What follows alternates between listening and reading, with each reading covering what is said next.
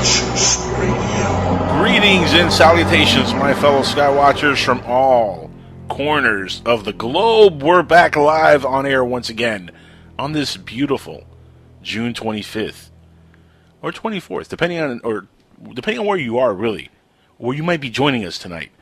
We, of course, are broadcasting from the New Logic Studios down here in Miami, Florida. I am Angel, one half of the dynamic duo that makes up Skywatchers Radio. With me, as always, is my compadre, Alan Weiler. Alan, what's up, buddy? How you doing? And from what remote location are you joining us tonight, sir? Well, tonight I am in the middle of Hoboken, New Jersey. I am actually, it used to be a while back a scary, scary place, but I got to admit, they've actually really done a good job revitalizing the area. So I got the New York skyline in front of me and all sorts of stars that I can see. Very nice, very nice. And staying at a nice, fancy 5-star hotel, I'm sure? No, actually, I'm not. I wish I booked Hotels.com. We should get paid for that plug. Yeah, we should. But no, by the way, I love those new Captain Obvious commercials. Those things are a riot.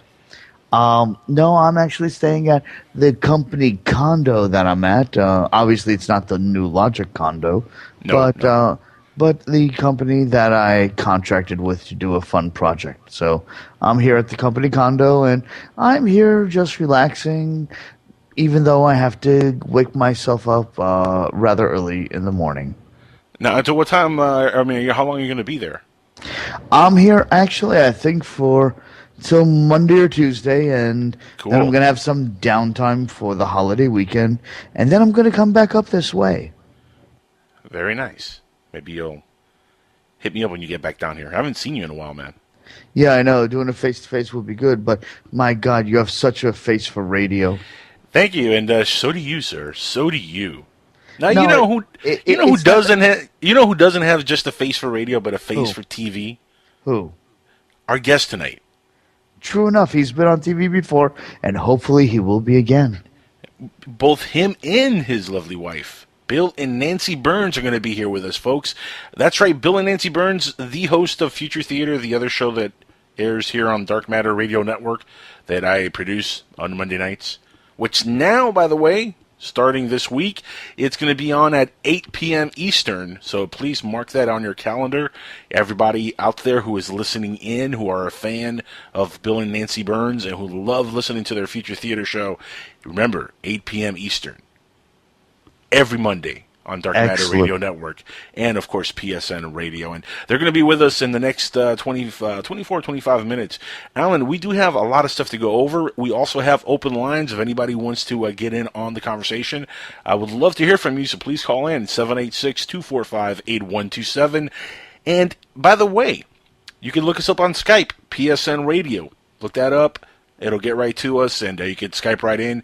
You can also chat with us on the PSN chat. Go to www.psn-radio.com and check out the chat room area there and chat away. We'll take your questions off air also in the chat, and we'll answer them on air. And another thing, we're going to go over some news stories here, and you can follow along with us. Read along right on our Facebook page, facebook.com/Skywatchers Radio. Right there, you'll be able to follow along with every single story we're going to talk about tonight. And the very first one was given to us by Mr. Alan Weiler right here. A very interesting story from Mirror.co.uk. Yeah, this one's a unique one. I just don't know how to react to it. Well, I'm still a little bit speechless. Let's just read it and see what the audience thinks. And if you guys have any anything you want to say about it, please call in. We'd love to hear what you think about this story. But check this out. This is what it says here. It says retired U.S. Marine claims he spent 17 years on Mars protecting 5 human colonies from Martians. I called Bat Squatch on this one. Take that one in real quick, guys. Take it in. Absorb what I just said. A retired U.S. Marine claims that he spent 17 years on Mars protecting 5 human colonies. 5 human colonies on Mars from Martians. Now, intriguingly, they do post a picture on here, Alan, of the Martian landscape. And, I hopefully think it's the Sahara Desert. it kind of looks like that. But where I was going with this was... I think he was in the first Desert Storm in the early 90s. So if you do the math, the 17 years adds up. And what I'm thinking is that he was out there in the desert and he was protecting maybe the Bedouins with the camels. And I think he thought the camels were aliens. It's a possibility. Where I was going with this, though, is that I love how they post a picture of Mars or the desert or whatever, and they're talking about how this person spent all this time on Mars protecting colonies from Martians, but then you just see a pile of rocks. Like, why don't they have any images of the colonies or? Well, it says image 1 out of 18 if you look at it. Yeah, but you keep looking around and it's more rocks. It's funky looking rocks. That is true. They are kind of funky looking rocks. Now, this is what the article says here. And by the way, you can check the article out. It's posted over on Facebook.com/Skywatchers Radio. And please like that page. Give us a good like on there. Now, I'm going to read it out. It says here, a former U.S. Marine has claimed that he spent, again, 17 years of his career on Mars. The ex-naval infantryman who uses the pseudonym Captain K. Captain K? That's just... Better than Red flags are going off. Man. Red flags are going off just on the dude's name. But Captain K says that he was posted to the Red Planet to protect 5 human colonies from indigenous Martian life forms. He claims that he spent nearly 3 years serving in a secret space fleet ran by multinational organizations called the Earth Defense Force. Dun dun dun, which recruits military personnel from countries including the U.S., Russia, and China. Nice diversity. Okay, I'm calling Stargate Command and I'm going to ask them about this. Yeah. Okay. Okay, you're still learning your words now. There. What are you drinking? I'm drinking the good stuff. I'm drinking moonshine.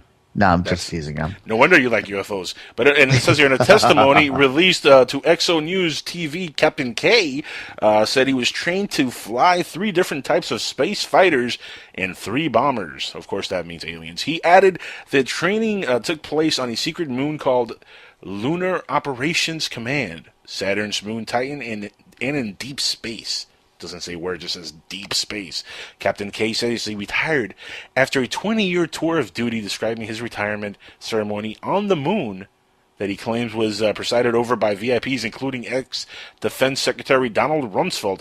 So, I've always said Donald Rumsfeld belongs on the moon, and apparently he's been on the moon. So if you guys want to read that article, again, it's on our Facebook page. I'm with you, Alan. I'm calling Bat Squash on this one. Complete and utter Bat Squatch. Congratulations. Thank you for finally agreeing with me. Yeah, man. Done. We agree. And but thank you for the article. It's a good article. Now, let's move on to the next one real quick. We have here, this one's coming from Google themselves. Google Internet balloons cause panic in yet another country. Damn you, Google. Always causing panic. It says here, Google's Project Loon. Funny name, huh?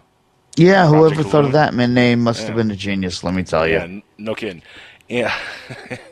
Project Loon has been around for a while now, but that hasn't stopped people from freaking out whenever they see one. Today in New Zealand, residents thought a plane was crashing when, in fact, a loon balloon, try saying that 3 times real quick, was landing, according to the Wall Street Journal. And New Zealand is actually one of the test areas for the loon balloons that Google is using to deliver web connectivity to rural areas around the world. And Google confirmed to the Wall Street Journal that one of the balloons had landed in an area where some New Zealanders had reported a plane crash to local authorities.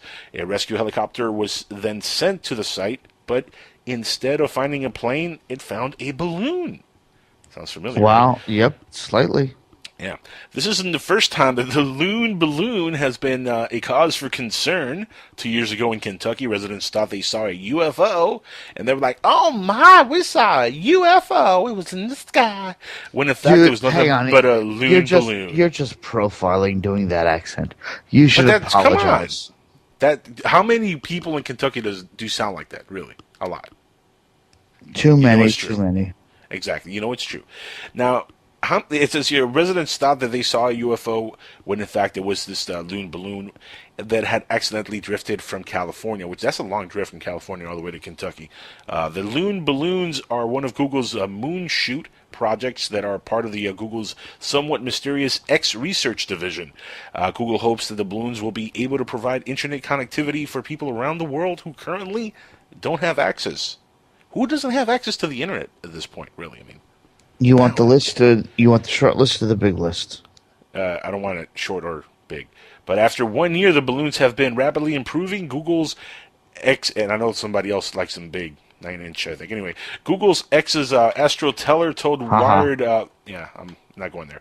Wired this week that the balloons are delivering 10 times more bandwidth, 10 times steerability, and are staying up 10 times as long. And apparently they're injecting these balloons with Viagra. I'll believe that when I see it. Yeah, okay. Yeah. Hey, maybe helium with Viagra mixed in. That's what's holding it up. Google is also looking to provide internet with drones. With it. That's actually a good idea, internet with drones. In its recent purchase of drone maker Titan Aerospace, Facebook is also interested in providing internet service to people by using drones. Guess what? Drones are here, and drones are going to be a big part of our future. Huh? Like it or not, yeah, you're right. Like it or not, we're going to have drones all over the place. You know, I'm waiting, Alan, to have the drones start like dropping off packages for Amazon. As soon as that starts happening, that's going to be like the greatest thing ever. I'm going to just be ordering stuff, just to order stuff, just to like get a drone in the backyard dropping it off. I just want to see it. I want to videotape it. I just, you know, even the stuff that I don't need, like I'm not going to need that poster of Chewbacca, but I'm going to buy it because I want to have it here in 30 minutes. Makes sense to me. Right? Yeah, absolutely. It's going to be so cool. So anyway, these loon balloons are still being mistaken all over the world for UFOs. So if you guys see something out there in the sky that looks kind of like a balloon, guess what? It might actually be a balloon. It's just, some things are just that. You know, that's the way it is. Not everything is space aliens, folks. We'd like it to be, but would be nice. Happen. Unfortunately, Gene Roddenberry hasn't gotten his dream to happen yet, which is space, the final frontier, and all the aliens in it to come and show themselves. I wonder if there really is, you know, like that, what do you call it? The, now I've completely lost the term. Help me out here. You're a Trekkie. What's the thing they don't, when they have, okay, I'm drawing a blank, and you're not helping me. I have no idea. When a race doesn't want to, like show themselves to like a indigenous race, what's that called? I completely drew a blank here. Prime Directive. The Prime Directive. Do you think aliens actually have a Prime Directive, like in Star Trek? I don't know. I mean, the question has been thrown out more than once about that philosophically. I honestly have no idea. I mean, I'm sure there are rules and guidelines that they have to live by, unless, of course, they're coming to us to plunder us. You know, they're going to pillage the women and rape the land. Sounds like fun. Yeah, man. Yeah, you can go do that if you want to. I'm going to pass. Now, moving on to the next article here, we have a toy boat spotted on Mars, and back to the red planet here. Right. This is another find in rocks. Just people find all kind of stuff in these rocks. On Mars. There are some things that are unusual and other things that aren't. But most of it is just rocks, man. You know, it's funny because they're, you know, blurry images to kind of maybe sort of from an angle. Yeah, okay, perhaps sort of looks like a little boat, but it's like a weird shadow effect. You know, and this is what we got. This is big news. Better than nothing. Oh, this is true. Better than nothing. And this is from, what is this, blog.crone.com, whatever. Anyway, it says here that, and again, this is posted on our Facebook, so if you want to see the image, go over there. It says here, the fertile images, or it says here, the fertile imaginings of people who scrutinize photos beamed to Earth by the Mars rover have yielded an intriguing list of unexpected items from a mysterious underground light, which, remember, we saw that one, talked about that a couple weeks ago, the little burst of light, to a skeletal remains of a horse. I don't remember the horse. You remember that one, Alan? Yeah, I haven't seen that one yet. No, I can't remember that one. The latest foreign object is a toy boat, a little toy boat, spotted by the rover Curiosity and described in a YouTube video posted on June 17th, just a couple days ago, by Extraterrestrial TV. According to the video, the object looks like a child's boat and is clearly different from the surroundings, and it's casting a shadow. Clearly casting a shadow. In the years Absolutely. Absolutely. In the years that the rover has been sending back photos, a number of strange objects have been highlighted by UFO Sightings Daily, a popular blog that mines NASA photos for evidence of life in outer space, maintained by Scott C. Warning, and actually he's cool. I got him on LinkedIn. Cool guy. UFO Sightings Daily has not yet weighed in on the latest toy boat debacle here, but has talked about other toy-sized objects in the past. Really? I don't recall them finding many toys on the surface of Mars. I do remember one time, though, they found like something that looked like C-3PO's head. Do you remember seeing that? Yeah, but I was looking for the Super Bowl. What? Yeah, I remember the C-3PO head, but I'm looking for a soccer ball on Mars right now. Do you think the Martians play soccer too, like they're part of the World Cup? I think someone from the World Cup kicked it so hard it landed there. Well, I haven't been watching, man, so I have no input on the World Cup. Not a fan. Sorry, I'm an American. We don't watch the World Cup in America. Silly Alan. Anyway, moving on. So this toy boat, Bat Squatch, what do you think? Bat Squatch. Yeah, I agree. Bat Squatch on this one. It doesn't look like much. It looks like a pile of rocks again, just a really weird object, and it's not even an object. It's a rock that's casting a weird shadow. That's all this is. There's really nothing else to it. But if you scroll down through some of these other pictures, there are some pictures that actually do look like some type of life form. I know there's one that kind of looks like a lizard. Yeah. That's But one. again, it's just a weird rock. I mean, that's all I see there. Just a weird looking rock that's been there, probably sitting there for who knows how many millions and millions and millions of years, just sitting there and decaying. And now it looks like a weird lizard, but it's just a rock. Sometimes things are just rocks, man. All right, I won't argue with you. I mean, I still haven't seen, like, I'm waiting to see a little Martian, like, waving. Like, I saw, internet memes. I'm sure everybody out there listening is familiar to what internet memes are. I saw a meme of Martians, like a bunch of Martians standing on the surface of Mars with a sign that says, "Yankees, go home. Leave our land alone," or something like that. And I'm actually waiting to see that. Like, I'm waiting to see the rover, like, pull up and just, start shooting some images. And all of a sudden, a little Martian with, like, the number one finger, like, on the finger, like one of those big foam fingers, just waving at the camera. Like, I want to see something like that. Why can't we get something that's definitive? Well, maybe not, but yeah, maybe the prime directive is in place. I don't know, dude. If I had an answer, I'd give it to you. I really would. I have no clue why things are the way they are. All I know is that moonshine is hitting you good. Now, check this out. The next story here we're going to go to is from Open Minds TV again. Now, pink UFOs strike again. I didn't know this was a phenomenon, Alan. I had no clue that there was such a thing as pink UFOs, but if you guys go to Open Minds TV, there is a video that goes along with this article, and it says pink UFOs strike again. And check this out. It says, "Stop me if you've heard this one before. Someone was browsing on Google Earth when they noticed a pink UFO in the sky." Right. I've never heard anybody actually say that, personally. I don't know who it was. That I have no idea who was going out with magnifying glass looking at all these things, but apparently, obviously, someone found something.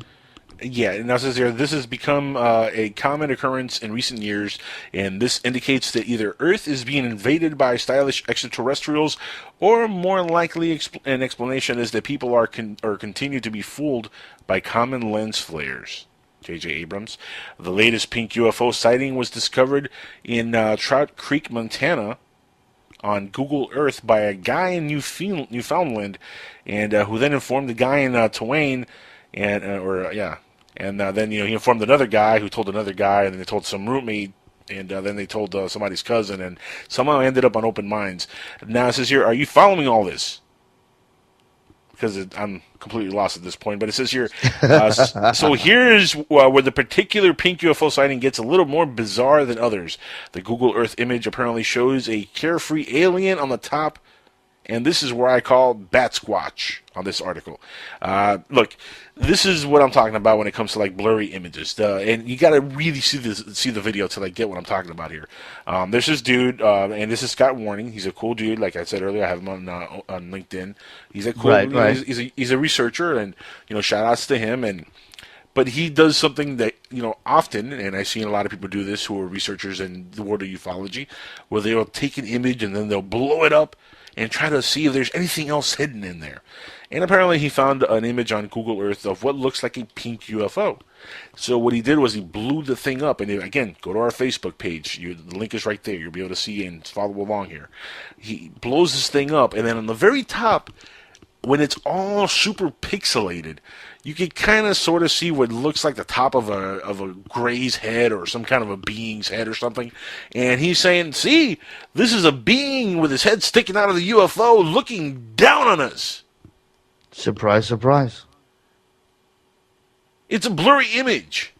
No kidding.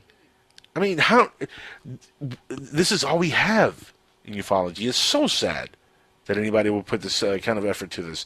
But I don't even know what these pink UFOs are on Google Earth. I really have no explanation for them. I've never heard of this phenomenon on Google Earth. It's a unique one, but I'm sure we'll figure it out what it is. Now, there is a link that apparently goes to more pink UFOs, and this is and there's more images, I guess, of stuff they found on Google Earth and stuff, and there's a bunch of articles that they post through there. So if you guys want to know more about pink UFOs, check out openminds.tv and check out the article with Scott Warning. Again, he's a cool guy. I got no beef with the guy, but he's doing something here that a lot of folks in ufology do often, and it just upsets the heck out of me, man. Like, they take an image, a random image, they blow it up, and they show you like some blurry aspect or part of the image, and they're like, see, look, there's an alien in there. Really? No, That's not an really. alien. Really, that's what we're doing here, right? That's where the aliens are. In the really blurry, blown up images. Don't buy it, man.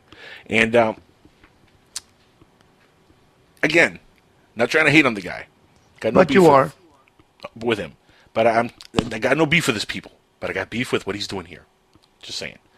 So anyway, moving on. We have a couple more topics I want to get to, or articles I don't want to get to before we go on break, and then we get Bill and Nancy Birnes, who I'm sure are listening in right now, shaking their head with an open palm.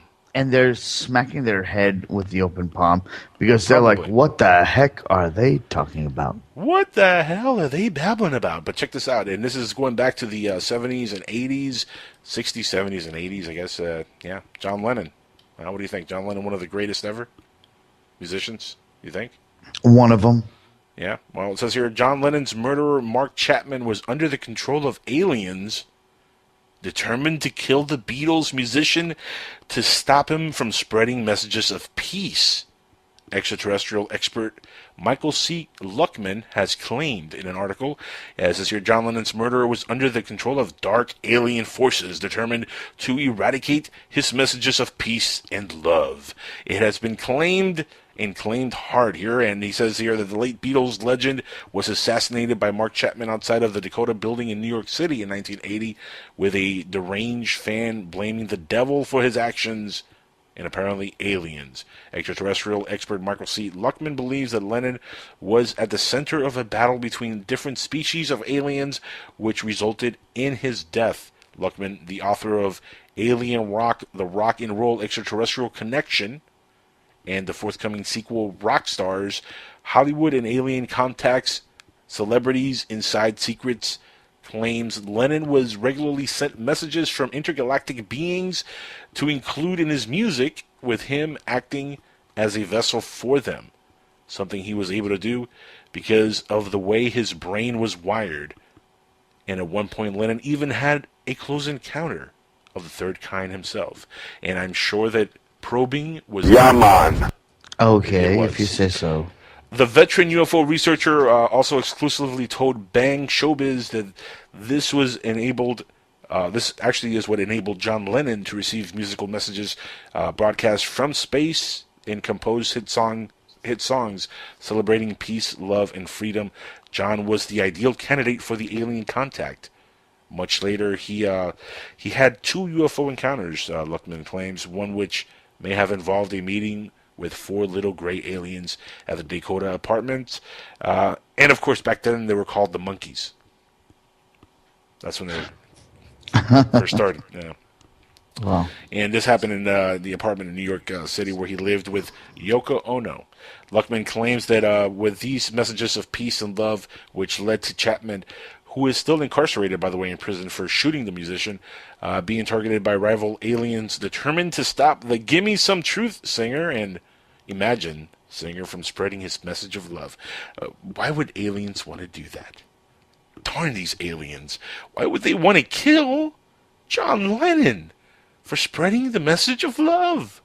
Luckman added, when Chapman blamed the devil for ordering him to kill Lennon, he may have indeed been operating under the influence of negative entities who were upset with John's universal message of brotherhood and wanted to stop him dead in his tracks before he could become even more powerful. I didn't know John Lennon had that kind of swag. But apparently he did. The circumstances that led to Lennon's death can easily be seen in the classic battle of light and dark forces, in this case, a battle for the soul of rock and roll. When describing the songwriting processes of Lennon himself, he claimed that he often felt like a hollow temple filled with many spirits, each one passing through me, each one inhabiting me for a little time, and then leaving me to be replaced by another. End quote. While his widow Yoko Ono has previously stated that she believes her deceased husband and his Beatles bandmates Sir Paul McCartney and Ringo Starr and the late George Harrison were musical mediums of sort, she is quoted as saying they were like mediums. They weren't conscious of everything they were Right. they were saying, but it was in their music, man. It was coming through them in the music. All right. They're psychic. They're mediums. No, they were just on a lot of peyote and on really good drugs, man. It was the 60s, rock and roll, baby. It was hip. It was happening. Yeah, but they weren't sharing with everybody like they were supposed to. No, but they were sharing with themselves. That they were. Everybody will be back in a few minutes after this break with Bill and Nancy Birnes. Go take a hit. This is the Dark Matter Radio Network and PSN Radio. We'll be right back. All right, everybody, we're back live on Skywatchers Radio right here on the Dark Matter Radio Network and, of course, PSN Radio. Open lines for anybody who wants to call in and talk to the guests who are joining us tonight. That number is 786-245-8127. Of course, you can see us on PSN Radio right on Skype. Look us up if you want to Skype in. We'll take your call. And, of course, the folks that I'm talking about, the guests of the evening who are last-minute guests, it's like it feels like I've never talked to you or haven't talked to you in a long, long time, but not really. Bill and Nancy Birnes, how the heck are you? Welcome to Skywatchers Radio. Nancy's been here before. Bill, I think this is your first time on my show, right? Yes, it is. Yeah. It is. And shame on me. Welcome to all of you anyway. Oh, thank you. Okay, so during the break, we were talking to Alan. And right. Alan is a person who has been working 120-hour weeks. Okay, that's a lot of work. Now, you are talking to three other workaholics, okay? Right. And probably 90% of the audience listening, but I'm a workaholic. Lord knows Angel is. He's working like 25 jobs. Yes. Bill we all struggle in this realm. Yeah, exactly. So I wanted to let the audience know that I wanted to quickly ask you a question before we lost you, because there was talk during the break that you might want to take a break and go to sleep because you are, in fact, a walking zombie on your feet. Mind you, he's been drinking moonshine for the last 5 hours. Now, you can tell the difference. No, I haven't. No, I haven't. You can tell the difference. Not this time, no. Well, Nancy, what do you want to ask Alan over here? Yeah, go ahead. Ask him. I wanted to, since Alan is the second in command here on the show, and since Alan has to sometimes... hold on. Technically, he's the third in command. See, our overlord, Keith Rowland, is the first in command. Absolutely. Yeah, but nobody. I would be Keith is second, and then he'll I'm be third. Keith is a figment. I'm beginning to think Keith doesn't exist. No, he does. He does exist. Right now, Keith is holding up cue cards saying, "I exist." You can't see it. He doesn't talk. He just holds up cue cards. Right in your mind. So I want to ask Nancy. There's a lot going on in that mind of his. You don't want to even start with that. I wanted to ask you, Alan. Have you gotten a consistent stream of hate mail since you started the radio? I don't know because Angel doesn't let me read the email, so I don't know if I've gotten consistent hate mail. Have I gotten consistent hate mail, Angel? Well, let's just say I didn't want to bruise your fragile ego. Yeah. Really? No, actually, no. Come on. That I've known. Here's the thing: we don't really give our emails out a lot. We give the Facebook page out. Everybody knows the Skywatchers Radio.com page, and maybe I'm a little how to too. Find maybe us. my borders are a little too impervious or all they have to do is permeable. There you go. Permeable, Yeah. that's it. Or porous. My Porous. borders are porous. Things leak right in and out. It's terrible. It could or be pervious. You could say pervious too. Well, but I got 3 today saying, and I answered one of them saying, I'm sorry, I don't mean to be offensive, something like that. And then I answered the other one with something like, I got really schlonged today 3 different ways, and it's like in one case, I told this one guy, if I quit, then you'll be happy, but so far, you're going to have to be unhappy. Well, hold on. Let me ask you the question, though. You got 3 pieces of hate mail, but were they all because of the same trigger point or different triggers? Yeah, the same. Okay, I got to ask, what did you What's do? the trigger point? What was the trigger? The men folk. Oh, she's the great interrupter. That's what it is, Nancy. Really? Honestly, they shouldn't be knocking you. They really shouldn't, because when someone has something really important to say, you could stop a midstream conversation and stream of thought, because you just got to throw it out there. The same times when we have people that are on here that are telling us stuff, and we're at the point where it's like, I'm sorry, I gotta call Bat Squatch. I know.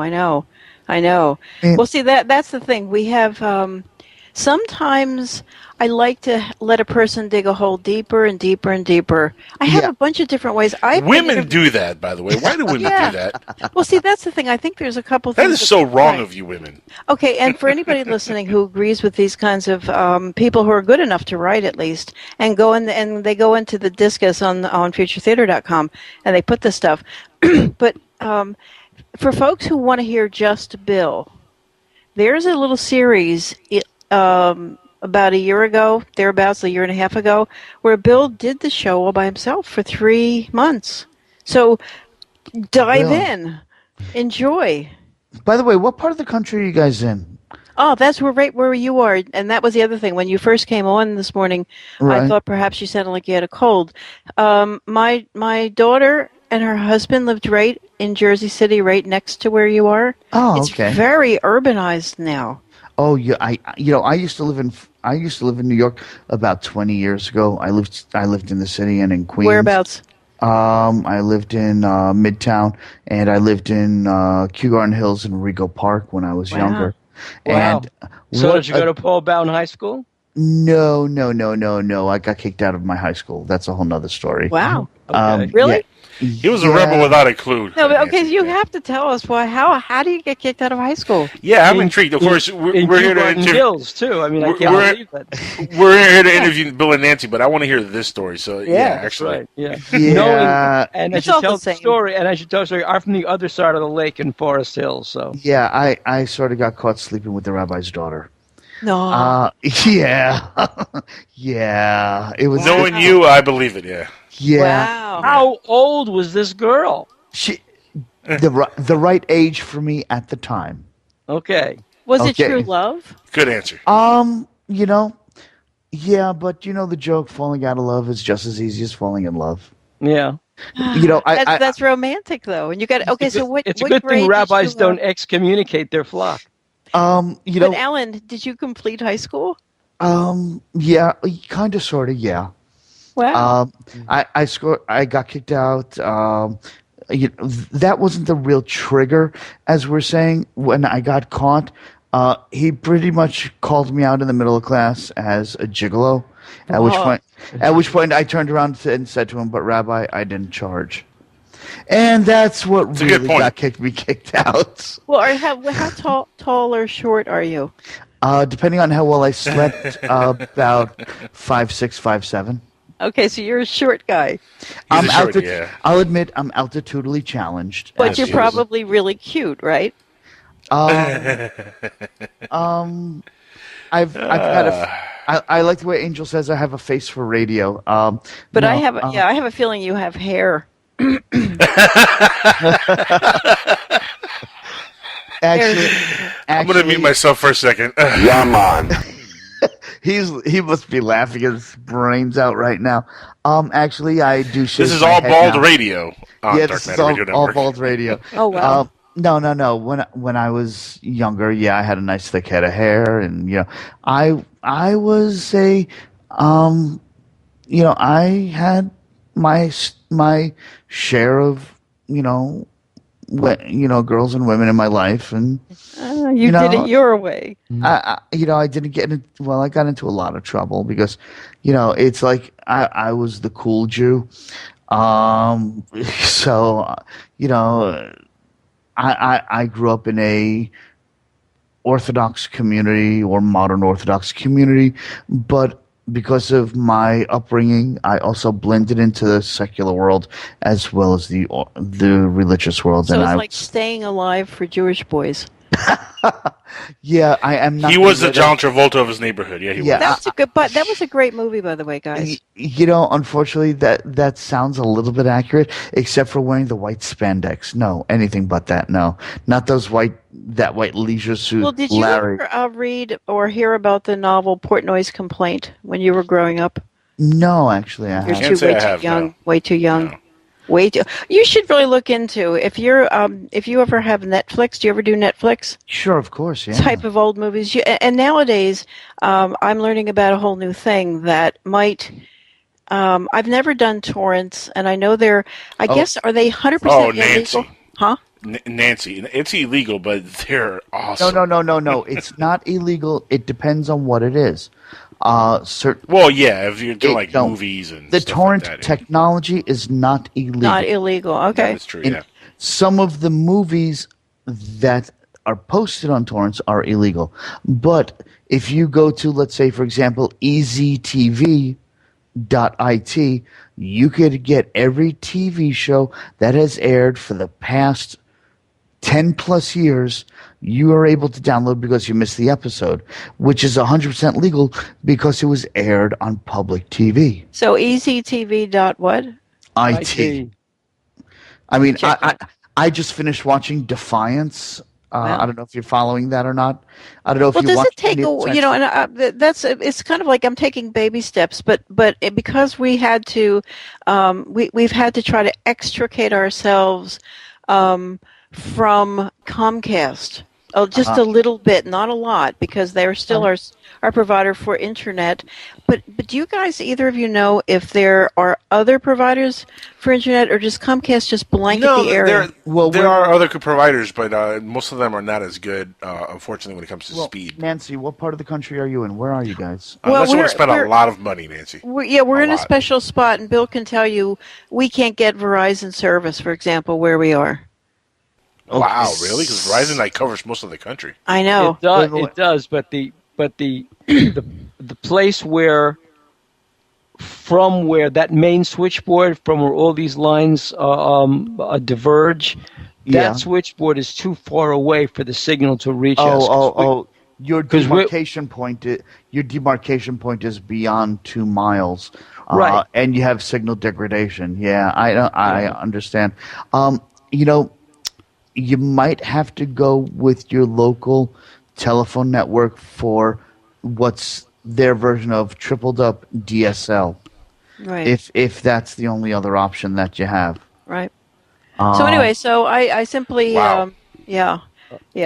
So All okay, technical so talk our on chat, our Dark chat Matter is Radio rebelling. Network. So we should change our topic. By the way, Yeah. all your episodes, by the way, are available on EZTV.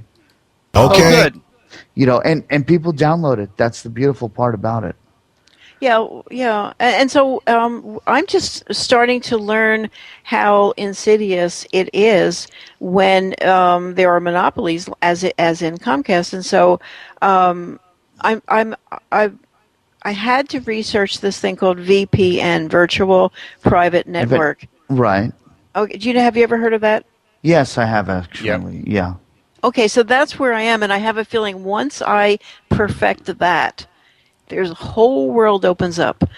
Okay. Oh yeah. Not- wait not till you to start be- learning about the Tor network. Yes, that's what I'm looking at. That's and the what thing we is, call the undernet. It is the underbelly of the It's the Yeah. underbelly of the internet. But I have read that it's like 10 or 100 times bigger than what we call the internet. Yes. By the way, Huge. I'm gonna agree with Skinny Bob over here. This is boring. Yeah, getting Skinny kind of Bob. boring.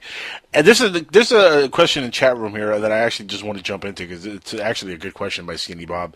Bill, he wants to know. He wants to ask Bill if you have any comments or opinions on the Jonathan Reed case. Because after all, we are a Skywatchers Radio, and we are a UFO-based show. So why don't we hop into that and segue out of technical Comcast? Well, didn't Reed admit that it was a hoax? I mean, wasn't that one of the things that he finally?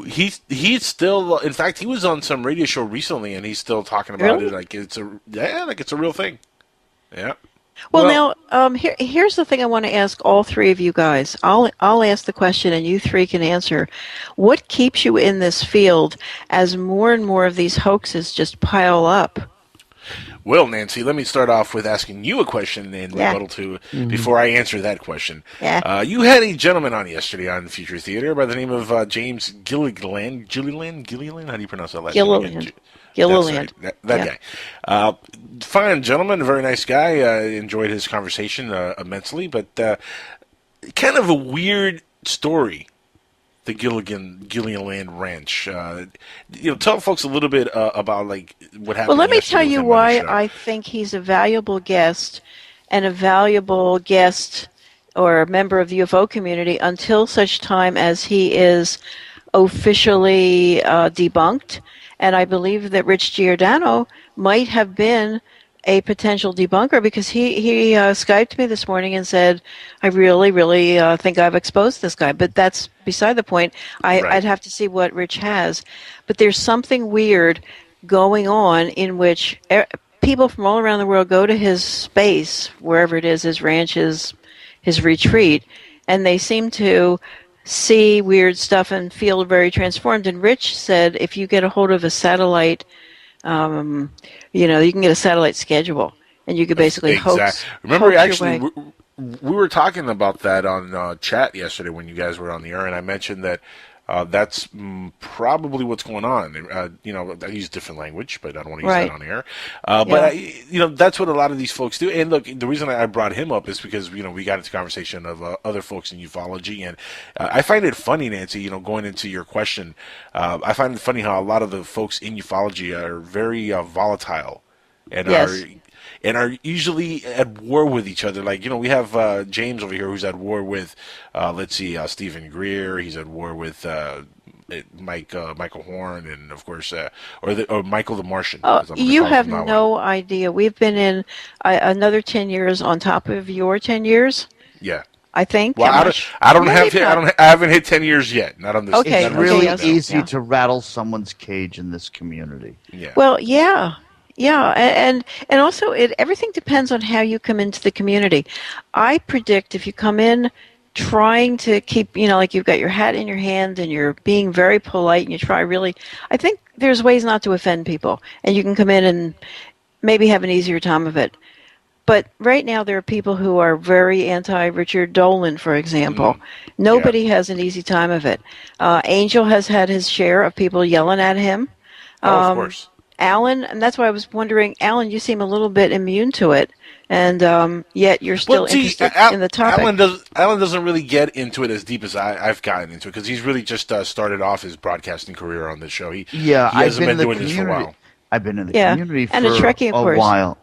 But see, now Bill has it the worst. Bill has it so bad, and then he has sort of hero worship so bad that it's not good too. So that he does. Yeah. But that goes with the territory of the stuff that Bill's covered over the years. I mean, look at the broad spectrum of things that Bill's written about. And, of course, we're talking about Bill like he's not even in the room or even... Right, well, I'm just sitting here. Don't mind me. He's just sitting there. Like, he's not even listening to us. But, no, Bill, look, you started off writing stuff on John F. Kennedy. And then you've migrated over to ufology. And I'm sure you've carried over some hate from one to the other. Or have carried over fans from one to the other. I mean, well, no, I mean, 30 years ago, actually, we were writing about computers. Those were our first books. Right. And then gradually we slid into true crime. And then it was actually from true crime, from trying to pitch a story by this FBI agent to a motion picture company. That's really how I got involved with this particular topic when I met Philip Corso. Mm-hmm. Now, was it an instant attraction to the whole UFO community, or was it something that you gradually were getting into, or were you always kind of a fan of the whole UFO topic? Well, no, I mean, I was a fan because I'd actually followed stuff, but in terms of being an active research member of a community, no, I wasn't. But I was following stuff in the 1950s, and because in the 1950s, the stories about Roswell were very prevalent, very current, and there was a lot of talk about Roswell, and obviously that was fueled by what we now know was the reason for it, but it was fueled by all the science fiction movies of the 1950s. Well, don't you think that people our age are kind of primed to keep thinking there will be revelation because we kind of were brought up that way? Right. That was our... Yeah. I agree. That was the message that was given to us, that except in Invaders from Mars, but in terms of what the message was, is that all will be revealed. And so that's what we're all expecting. What do you think about the really big hoaxes? Like, you didn't hear, I know you didn't have your earphones in. Before we came on, Angel was talking about this guy who's saying he's 17 just come back. years? The retired Marine who spent 17 years on Mars training the new colonies on Mars. 5 colonies, by the way, not one, 5 colonies, how to fight off Martians. But why the pseudonym? Why not just be, because Captain K. And how is he? I'm expecting Captain Caveman at this point. Oonga Boonga. Well, no, how do you spell Captain K? Kaye. Captain K. K. Yeah. Well, So I'm wondering, do you remember at all the Serpo incident? Oh, sure. Oh, yeah, sure. I remember. Well, that was an interesting thing in that, it's I think it's one of the few issues we're completely sold out of now, or almost, I'm not sure. Yeah, we're totally sold out. There are no more Serpo issues. Okay, but not on this coast. On the West Coast, there are a ton. Okay, really? Well, yeah. Yeah. But anyway, let's talk about Skinny Bob again here. Let's go and see. He was actually pretty prickly about the fact we were boring. So now he's got another one. Okay, so here. Yeah, does Bill have any comments on Charles Hall and the Tall Whites? Charles Hall. Okay, are we talking now about that movie called Invisible Hand? Is this from Invisible Hand? I have no idea, but he wants to know. He wants to know, or does he want to call out any current disinformation agents? Like, Bill would know that. Bill, when did you become the debunker and start putting people out there? I am not the I am not the debunker in chief. In fact, I really don't follow the field that much. I mean, I'm speaking at the MUFON convention. No way, Mr. UFO Hunter himself. Well, no, but next month I'll be talking about why the major media doesn't cover UFO stories or any of the evidence that people uncover, why these are kind of laughed at and dismissed. And so I'll be talking there with George Knapp at the MUFON conference about And this. listen, don't forget that when we were listening over the weekend to this kind of conference on new energy stuff, there's a guy there whose profession is, he seems to be saying, he talks about that very topic. Why culture is hiding this. Do you remember that guy? There is a justifiable reason why the powers that be are hiding this. The political and religious ramifications for a good portion of this globe would be in such upheaval with the true realization that we are not just alone in the universe. I wonder. But we are not as evolved and not as... I wonder if it's just going to seep in. You know, here's the thing, guys. And Nancy, I'm going to go back to that earlier question that you asked, and why, what keeps us involved in this field that is called ufology. Right now, is really just curiosity to see how many people are lying and how many people are hoaxing, that's good. to see if there is any truth to the whole matter. Because it's funny doing this more and more, and doing the radio shows, listening to people's stories, and interacting with certain individuals and certain people, going back and forth in emails with certain Martian, right? Exactly. We shouldn't be discussing much, but doing the stuff that I've been covering for the last 4 or 5 years, it's amazing how much the level of hoaxing has been going on for a very, very, very long time. Well, so it makes me wonder. Hold on, it makes me wonder. It makes me wonder if that is why, going back to what Bill said, if that is why the mainstream kind of looks at it as a joke and doesn't really take it seriously. Yeah, let Bill tell the story about how a hoax basically crashed his UFO hunter career, period. Oh, and that's why it's very significant. It's not something that happened. In other words, let Bill now put more pieces together. Well, right, because I was told why it happened. Yeah. But by somebody who shall be nameless. Yeah. But, one of the things that happened was after the first show of season 2 was the show about these flying triangles, these triangular formations of lights in the sky, not in Phoenix, but in Illinois, in a suburb of Chicago. Tinley Park was the suburb. Oh, I know that situation. I remember that, yeah. Okay, yeah. So one of the things we did as part of the show was to see if the residents who'd filmed and who'd witnessed the triangular formations of lights could identify balloons, candles suspended from balloons in a rough formation. And that was how we ended that show. And after that show, a lot of people began to email us about, we could have hoaxed it because this is what you didn't do, this is what you should have done. Oh, those guys didn't see flying lights at all. Those guys were seeing the constellation Cassiopeia, which was moving across the sky that night at exactly the times when these guys were seeing lights. Okay, all that is meaningful. What happened toward the beginning of the next season, probably in January, in fact, it was in January, that these two guys set off Chinese lanterns over North Jersey, over a local Morristown airport in New Jersey, and that created a mini UFO flag. So the network suggested, why don't, I know that I'm not shipping out to California until the following day, so could I take early Saturday morning, go up to Morristown with them and do like a mini episode, with the idea being, let's try to plug that into the first episode on flying triangles, because here's a current case. It was timeliness, right? Right, it was timeliness. So I did that. And in the episode, we knew, because we'd been told by the police, they had determined that these were Chinese lanterns. And they were prosecuting the people. They were filing charges against the two guys who set them off.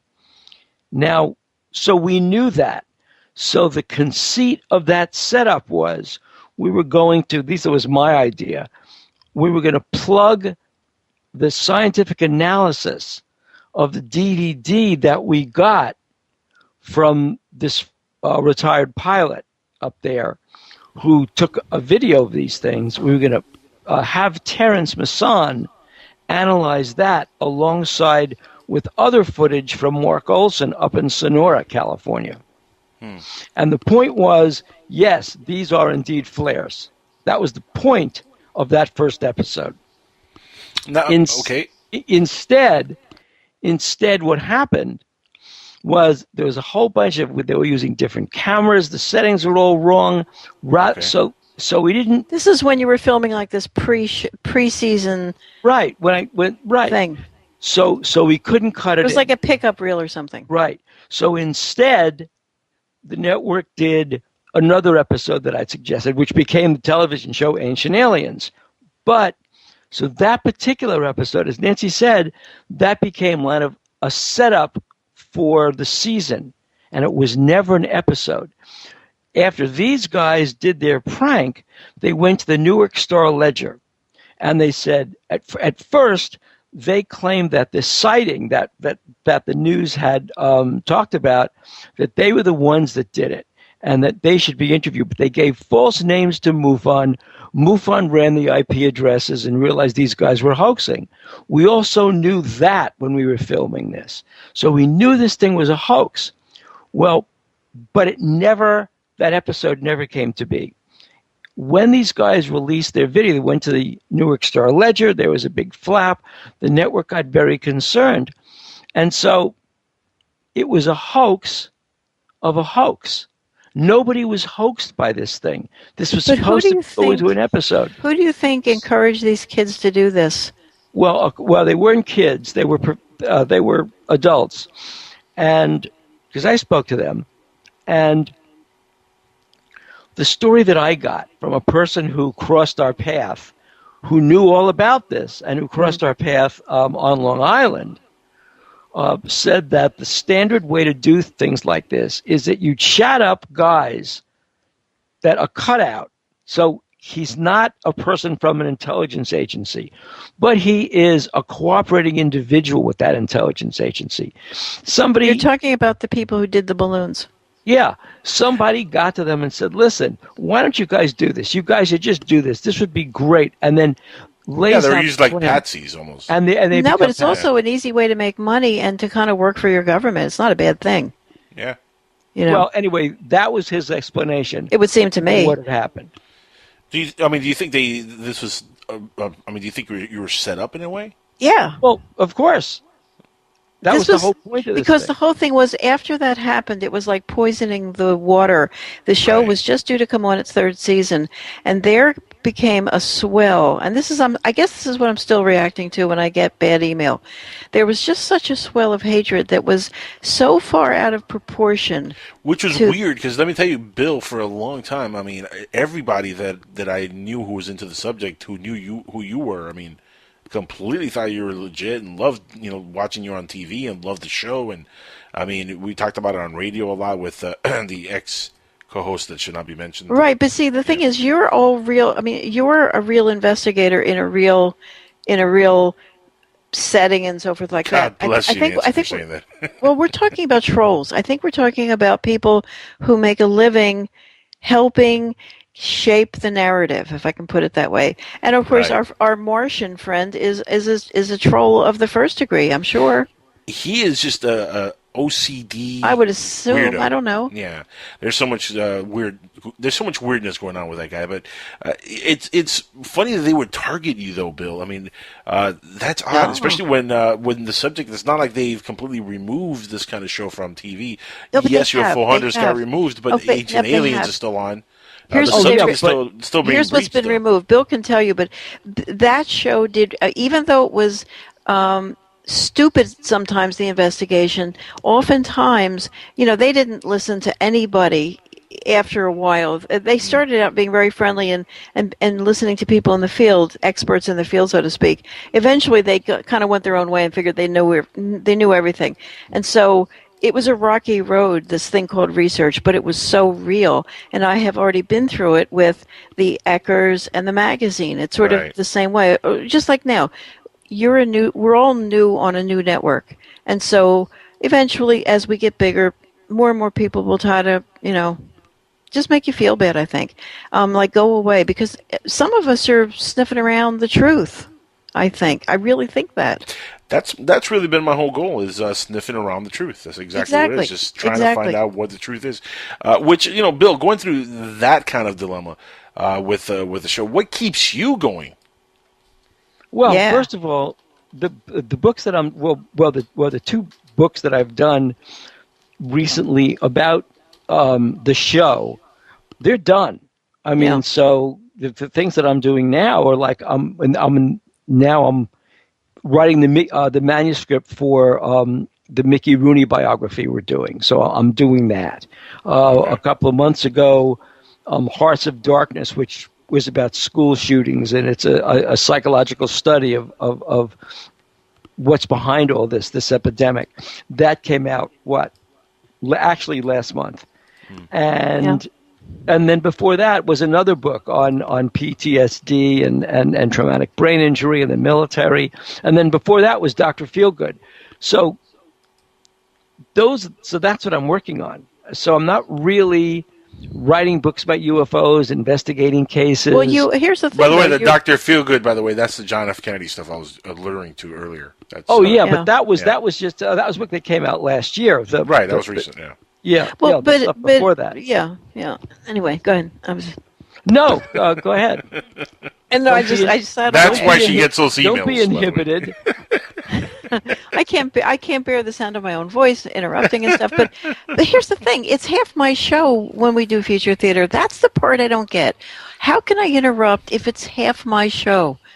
And that's what I was, that's what I was going to try to bring up to you guys. Angel, by the way, one of the things that I've been promising, and I'm sorry I'm taking over give me 5 seconds, is that I'm going to try to do some of the heavy lifting on, the mechanics of the show.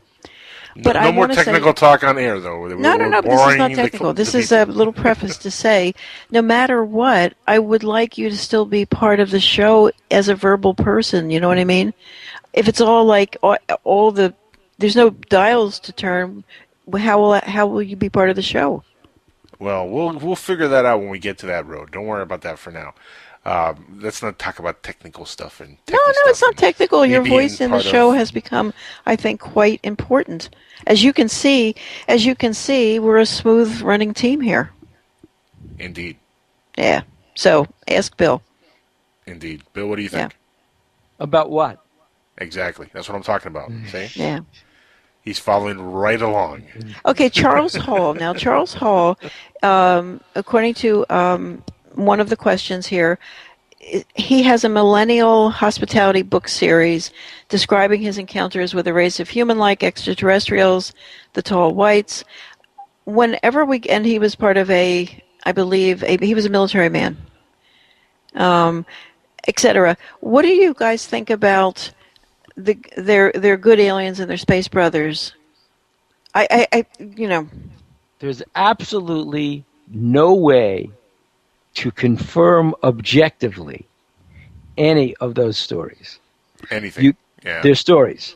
I mean, that's really all they are. And I've heard these things, and I've heard these stories. I mean, Charles Hall is one person. Now I remember the tall whites. Tall whites are supposed to be the helper ETs. So everybody that I've spoken to that has had contact, ongoing, benevolent contact with tall whites or Nordics, they're also called Nordics, I think, but the tall whites, everybody who's had contact with them comes back with the same story. They are our progenitors. We share their DNA. They are here to help us.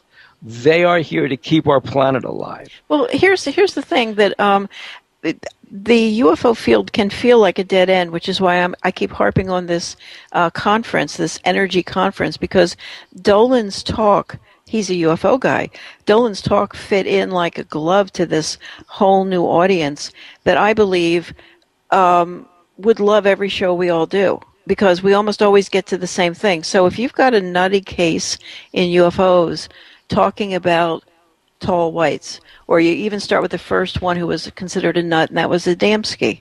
Right. They came from Venus and stuff. There are some people who suggest, in this new energy world, that all the things we call UFOs are kind of like fantastical creations of this other mind, this other dimensional thing, this world community, this community we're not part of yet, to show Nancy, us I what's think possible. I think most of it is in all of our minds. Do you? Yeah, I think that's mostly what it is. And going back to the tall I whites. hope for a it's second. not. I hope it's not that way. Well, listen. Going back to the tall whites here, Yeah. how much of this could be just mythology that people hear about, want to join a community, feel like they're outsiders, and they feel like they fit in this community of ufology. Okay. And Okay. they come up with these kind of stories and these kind of scenarios. Otherworldly creatures have been a part of culture Yeah. ever since human beings began to tell stories. Oh yeah, this is true. That's in the Bible. I mean, that's 100% accurate. So therefore, but are they? how much of it is truth? Though, Yeah. that's the thing. Or how much of it is truth, and how much of it is mythology that is created, like a comic book, like a story. Just a Well, the fictional stories of little people have been around. Thousands of years. Little people, either Feyarias is what they were called, elves, but they've been around for thousands of years. George Washington, when George Washington had his 2 sightings, both of them in Valley Forge. One was this kind of Blakean vision of, the mother, this white angelic figure. Another was this green floating orb in the forest. And out of that orb, he called them green men. Green figures jumped out of that orb. So, and they were small. Yeah, and and so what about there's your Travis little Walton? green men. Well, here's the Right. thing. George Washington was also growing weed in the back of the White House and probably smoking a whole lot of pot. So how much of that is accurate? Yeah, okay, so but what about Travis? Except this took place at Valley Forge. Yeah, so but It don't matter. He could have been traveling with the pot. I'm just saying. Well, they he were could have because it was their thing. took a Everybody. joint with him. This is the first time in history it's been prohibited. But listen, guys, what about Travis Walton?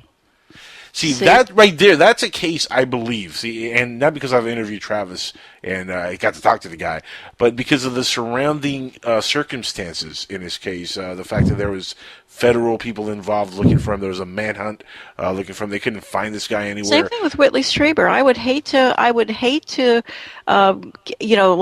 disbelieve Whitley Strieber, and then The just main difference is though, the Yeah. main difference is though, Nancy, is Travis Walton, when he had his experience, he went back to work at his regular 9 to 5. He went back to doing what he was doing prior to this happening to him.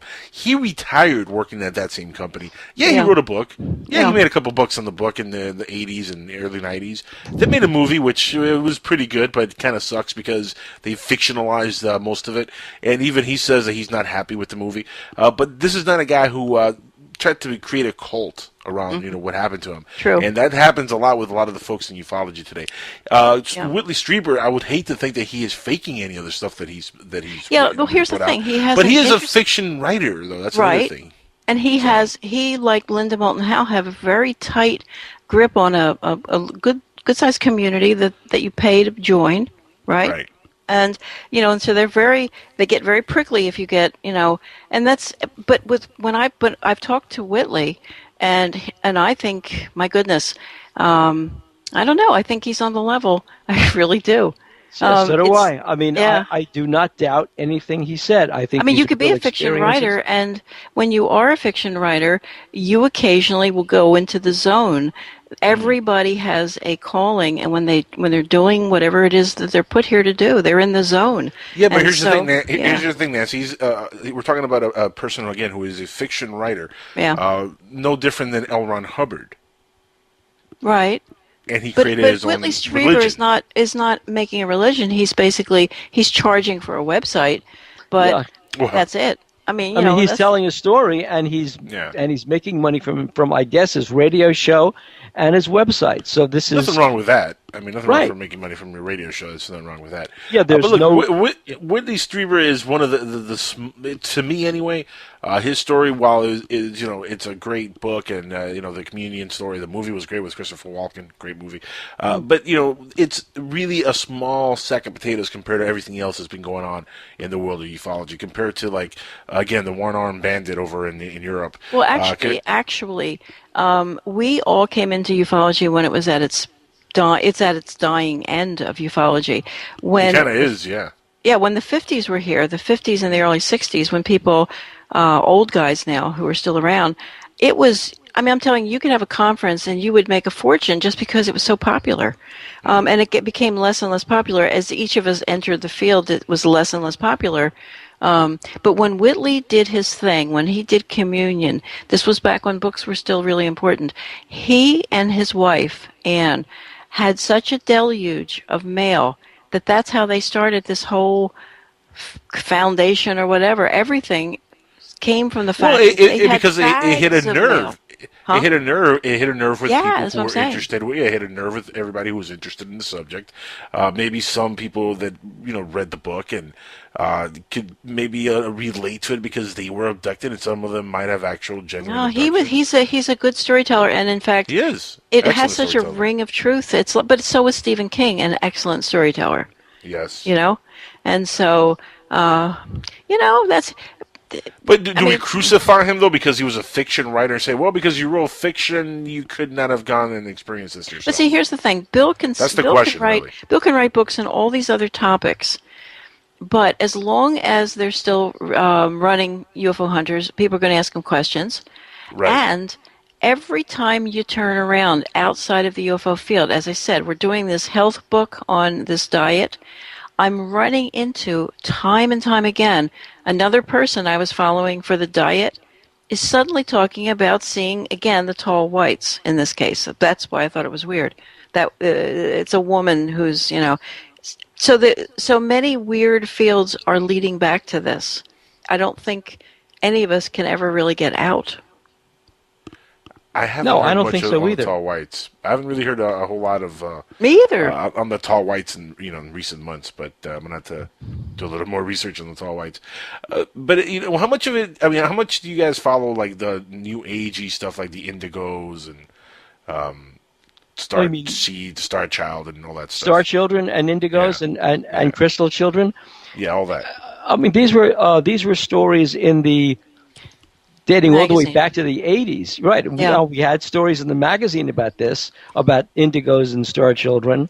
Here's what has happened is that, and here's the thing you're going to find out if you haven't found out already. Sometimes the really nice people, the really easy to get along with people, the people who complete an article without a lot of pulling out their hair, are completing an article that's not really, what I'm saying. It's kind of a little flighty.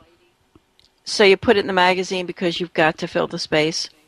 It's not an excuse, but it's a filler. It's what we did. And so, we have had probably one story each, but then you file it away.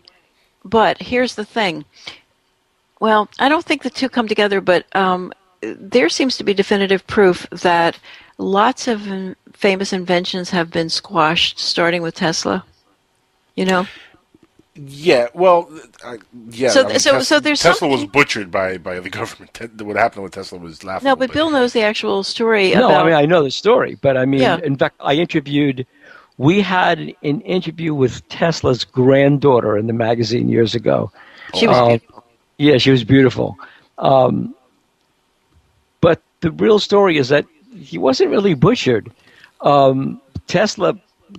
He died broke, though. Like, he was penniless, didn't he, when he died? Well, he was when he died because what he'd done, it wasn't the government. What he'd done was that he was a multimillionaire, and then he made a discovery about the wireless transmission of energy, and radio, and he had gone to J.P. Morgan, who was his benefactor. He was his chief investor, and when he tried to explain to Morgan what a wonderful world free energy was, Morgan simply withdrew his money completely and said, how can I make money if energy is free? Well, Tesla kind of hung on, but when he died at the hotel, first of all, the stories about him were endless, but when he died at the hotel, he thought, after all this, in World War I, that he would get this huge contract from the United States Navy because Tesla had invented the homing torpedo. He invented robots. I mean, if I can go on and on to the stuff he invented. But Thomas Edison was on the naval board and rejected every one of Tesla's suggestions. Then at the start of World War II, here's a guy scrambling for money. So at the start of World War II, devastated by the Depression, the start of World War II, Tesla was trying to convince the United States government that, one, he was the real inventor of radio, not Marconi. The Supreme Court eventually granted the patent to Tesla, not Marconi. But Tesla was also trying to convince the United States that he had invented anti-gravity, that he could make anti-gravity work. And when he died, the Office of Alien Properties, because Tesla was not an American citizen, or maybe he was, but the Office of Alien Properties seized all the contents of his hotel room. After the war, the Yugoslavians, the new country of Yugoslavia, under Marshal Tito, wanted to create a Tesla museum. And we gave all of Tesla's papers from the Office of Alien Properties back to Yugoslavia and the Tesla Museum, except for one set of documents. Yeah. Those were Tesla's anti-gravity notes that went from the Office of Alien Properties via the FBI to General Nathan Twining at the Materiel Command at Wright Field. And it was General Twining who was one of the first, besides General Ramey, to get involved with the Roswell crash case.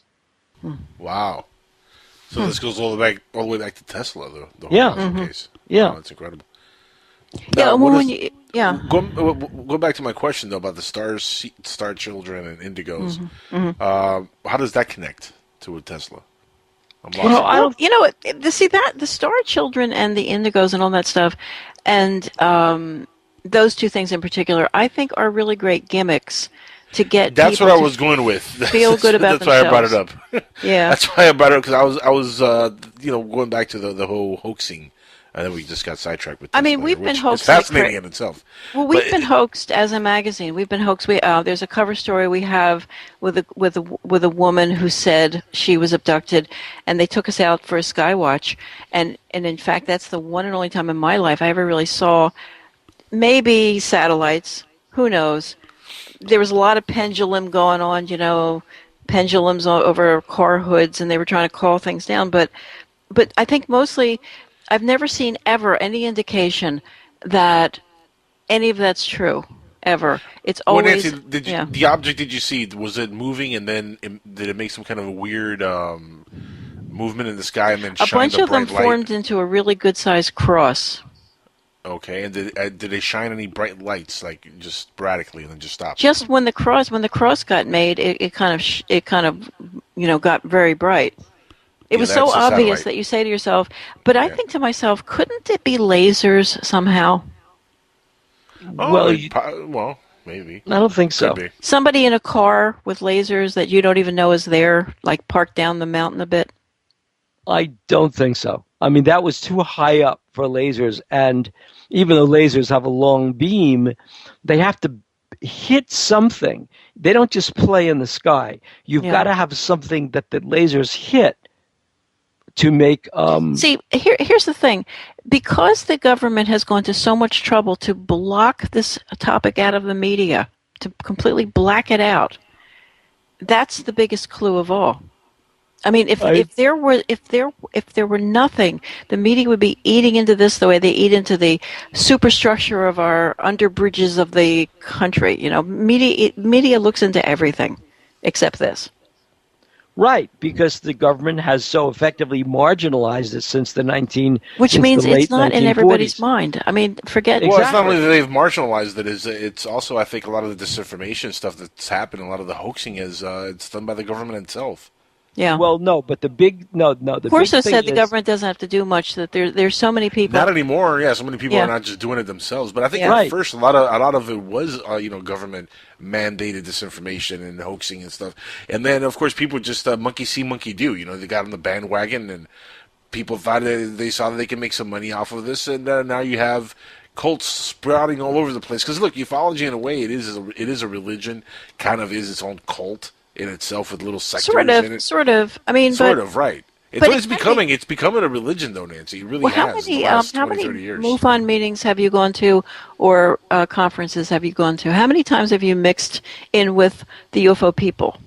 Have not had a chance to go to MUFON conference yet. I was scheduled to go to the UFO Info Weekend, which was going to take place a few years ago with Alan.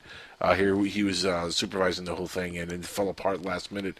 It was supposed to be at Cape Canaveral. They're going to do the last launch of the shuttle, and they're having a whole convention surrounding that last launch. And unfortunately, it fell through. It didn't happen. But that was going to be my first convention in the whole field of ufology, I can't which I wait am to- dying. Look, I'm dying to get into more of going out there and seeing these people live and seeing and interacting with folks, because it is a little bit different when you actually see somebody face to face. Exactly. And you can see them eye to eye, and you can see if they're And you know what? Pretty quickly, everybody figures out who the real people are and who the frauds are. And the real Yeah. people are often swamped, and they're exchanging notes. They're taking names. They're getting more information. This is a great way to trade information. The real people. How can having more information hurt you if you're the real thing? But and so the ones who are hiding stuff, I think, are the ones that actually have armed guards and lock people into the room. You heard Now, about that. Oh yeah, of course. Now, Bill, real quick, going back to UFO Hunters, how much of the stuff you guys do you think that the stuff you guys covered on the show was legit or had any legitimate backing? That's a good Well, question. everything was legitimate. Even the stuff that wasn't true was legitimate because that was the point of the show. See, everybody thinks the reason that UFO Hunters, and I'll say this not for the sake of bragging, but just to say this, there's 30 years or more, 40 years of UFO shows going all the way back to the 1970s, 40 years. And of all those shows, UFO Hunters stands out in a different way from them. And that is because in UFO Hunters, what we didn't do was try to prove that UFOs were real. I mean, it's hard to believe, but that's what we did not do.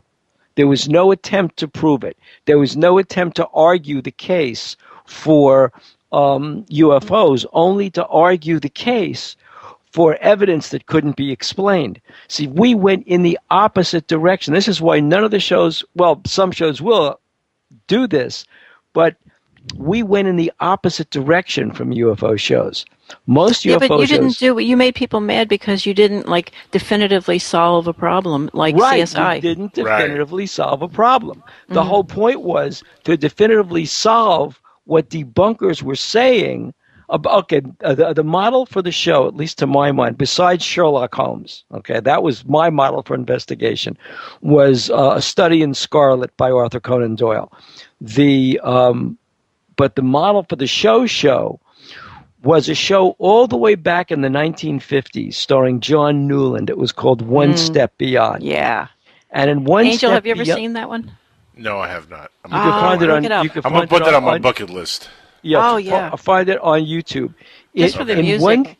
In One Step Beyond, the point of the show was a paranormal show. It wasn't UFOs. It was paranormal, but they tried to go through every single conventional explanation for what was happening in a paranormal case. And in the very end, the last of the conventional explanations fell apart, and they were left with the unsolvable. And that was the One Step Beyond, and all the stories were true. And so on UFO They Hunters, said so, yeah. and so on UFO Hunters, because I wrote a lot of them, one of the things that we were doing was that model of going through all the different scenarios for certain kinds of things. And the UFOs that were not real cases, like Maury Island, like and that was a mistake because that was the first show. But yeah, at that point, you know, they wanted to do this. They wanted to do the series historically, like starting with the earliest, sighting and move up. But that they quit that right away. Yeah, but anyway, so we did the Maury Island. Then the next season we did Aurora, Texas. The the Aurora aircraft. Yeah, but you mystery. also you brought new information to the Cash Landrum story. Right, that was brand new. You uncovered even the Aurora. You uncovered new stuff with the digging of the well because Pat. Yeah, exactly. In the Aurora case, everybody claimed the case was a big fraud. Never happened. There was no well on the property. Right. There was no this. So we found the real guy, and we found his grandson. He allowed us to dig. We dug the well, so the well was real. At the bottom of the well was aluminum. The aluminum we found did come from before World War II. It was from the 1920s or 1930s. And we found the town historian in nearby Dublin who said that these metal-clad balloons by sportsmen were coming down all over the place because their engines were giving out. Well, that's what happened at Aurora, Texas. A metal-clad balloon hit the rotating blades of the well pump because it was sucking water up of the well pump. It exploded, sending metal all over the place, but the water wasn't contaminated by it. The old judge had terrible, terrible gout, and his limbs were swollen up. That's why. And then the well went dry. So the two things were completely different. The well dried up, so they closed the pipes, dug a new well. He had terrible gout from his elbows down to his hands, and so that was why he was swollen. It wasn't from the water. Ouch. And who was the military man who admitted? I think it was during the Janet airplane thing. He sort of admitted that something. He admitted right on camera that it was which case it was. Do you remember what I'm talking about? Well, Janet Airlines would have been in Nevada for Area 51. No, but you remember the guy the Bullhead Airport, the Bullhead City Airport in Arizona. Yeah. I mean, the other thing was after the Needles incident in 2008. So we're there. We're in Needles, California. And the closest airport to Needles is Bullhead, because it's right near the Four Corners, right in Nevada, and what's Arizona. The Needles incident? Refresh our Well, memories. that's where this kind of artillery shell-shaped object did what some witnesses, there were two main witnesses, said was a controlled landing on the banks of the Colorado River. And then the whole place was flooded with federal personnel right after that. There were a lot of personnel. And the one thing we noticed was that at the Bullhead City Airport, Janet Airline planes were landing. Janet Airlines is the CIA-owned, the federal government-owned airline that transports people back and forth from McCarran Airport to Area 51. Oh, wow, that's interesting. Right? Okay, so we filmed those lines. Then, for Bullhead City, we filmed a Janet Airlines plane landing at the Bullhead City Airport after the Needles crash. And so the airport manager, who was a retired Marine, told us flat out that he never heard of Janet Airlines. They don't land at his airport. He would know if Janet Airlines landed in his airport. He would know if a jet that big would land at the airport. And sure enough, right. We had video of a jet landing at Bullhead City Airport, so we caught the guy in a falsehood about Janet Airlines. Basically, I think that the show, every case you did, many of the cases are real cases, and you move them forward just a notch. For example, that Japan Airlines thing, which the video, the visuals in UFO Hunters are amazing at how big a UFO was trailing Japan Airlines. They were flying, I think, over Antarctica. Basically, they were taking a shortcut. Well, they were delivering wine. No, they were taking the circle route over the Northwest, over Alaska to go to Japan. It's the shortest route. It's the circle route. And that's when they picked up this object that was tailing them. Right, and remember, we only need one story to be true, and this sort of story where all the witnesses are trained people, and stuff's on radar, etc. Yeah, and multiple. Well, from it's like I said, space. It's like I said, Nancy. It's just 1% of it. It's true. The whole thing is true. Right. And maybe that's all you need is 1% of a motor. But by the by, the reason I keep bringing up alternate energy, all these speakers are saying that that's the reason it can't come out. And it has to come out almost like many, many holes in the dam or in the dike. It has to come up little by little because the energy companies, all the energy companies run the world, the pharmaceuticals. This stuff will hurt their business. Supposedly. Yeah, to what point, though? Because, I mean, you would think they will adapt to the technology and they would start making money they are. with this That's technology. supposedly they are. Point. Yeah, I mean, you would think at some point they just adapt. In fact, hold on right there. We got to take a quick commercial break. When we do come back, I know there's been a couple people trying to get into the conversation. I'm going to let you guys get in. Call in PSN Radio on Skype or 786-245-8127. We'll they be don't right yell back. At me. Yeah. If you're going to yell at me. Or be nice. Yeah. Don't yell too loud. You're going to wake up Alan. But we'll be back on Skywatchers Radio with your phone calls if you want to get in and talk to Bill and Nancy in a couple minutes. Stick around. All right, everybody. Welcome back to Skywatchers Radio for the last segment of the evening here with Bill and Nancy Birnes. And open lines if you guys want to call in. Again, 786-245-8127. Of course, PSN Radio on your Skype. I know we had a couple of callers who were trying to get in earlier, but we were so deep in conversation and didn't want to interrupt the flow. But now the lines are open, so please call on in. And again, we are taking your questions in the chat. So if you guys wanted to, chat us anything over there, we will answer it on air. Getting back to what we were talking about, though, and in fact, when we were on break here, we were kind of talking about the ranch and stuff. Let's go back to hoaxers and ufology and. Not talking about James here yesterday, or anything like that, or even the armed guy from Switzerland. Skinwalker, Skinwalker. Let's talk about different aspects of ufology and hoaxing.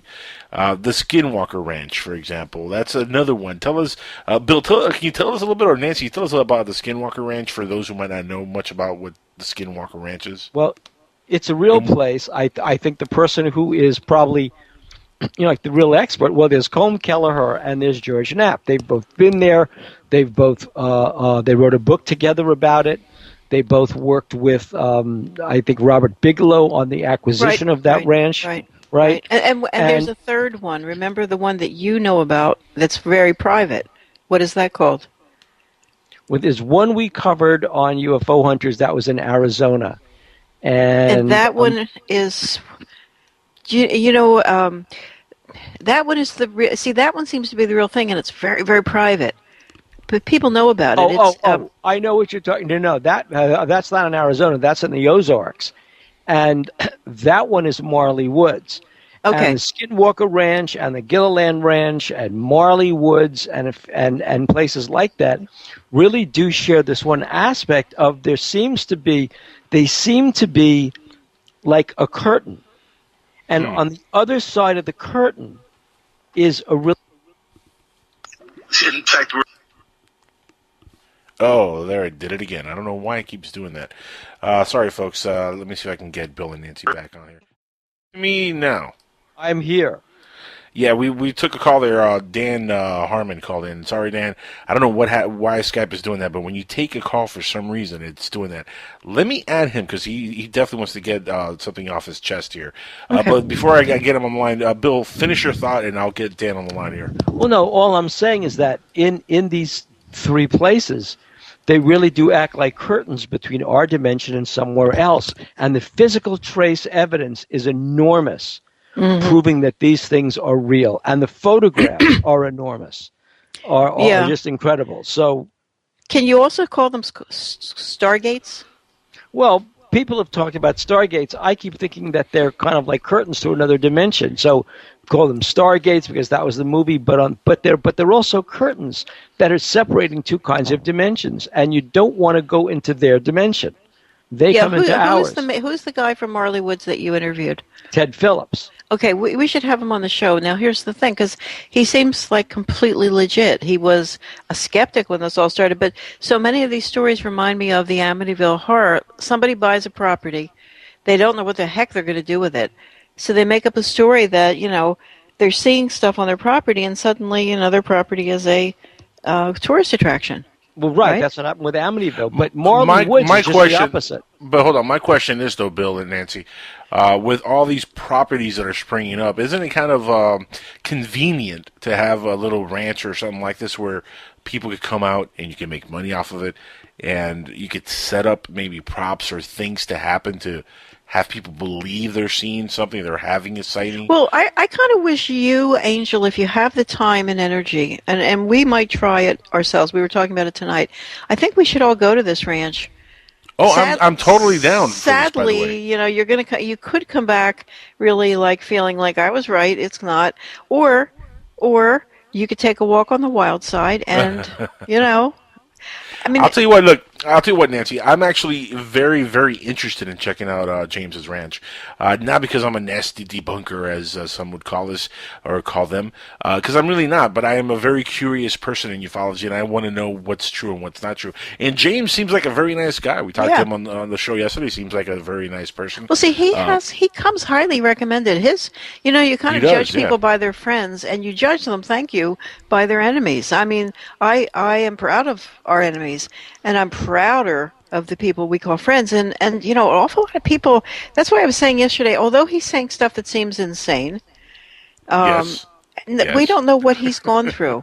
I have not had a near-death experience, and there was someone recently on another show I was listening to who talked about having it. Maybe I think it might have been Rich. I can't remember who, but somebody just recently. Yeah, Rich had a near-death experience, or he thinks he might have had one. Yeah. So it might have been his show that you were. Or no, was it last night? Was it James? Might have been James. I think it was James said he did have one. Yeah. Yes. And he thinks that was what kind of turned on the psychic abilities, and that's what Travis Walton said. He really believes that they fixed him, perhaps. But Travis never claimed to have any psychic abilities, and this is.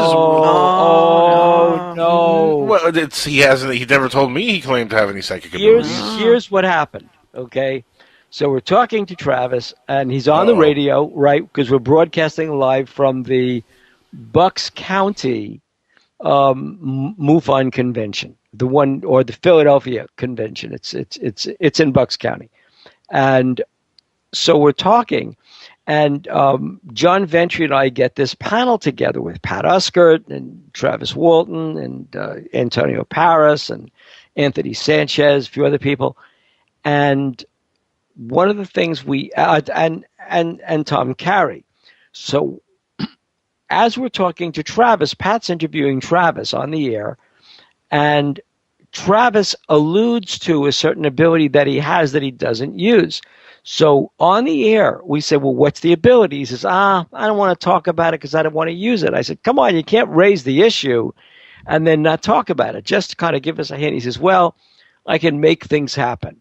What do you mean you can make things happen? I kind of can. He's like the Rain Man.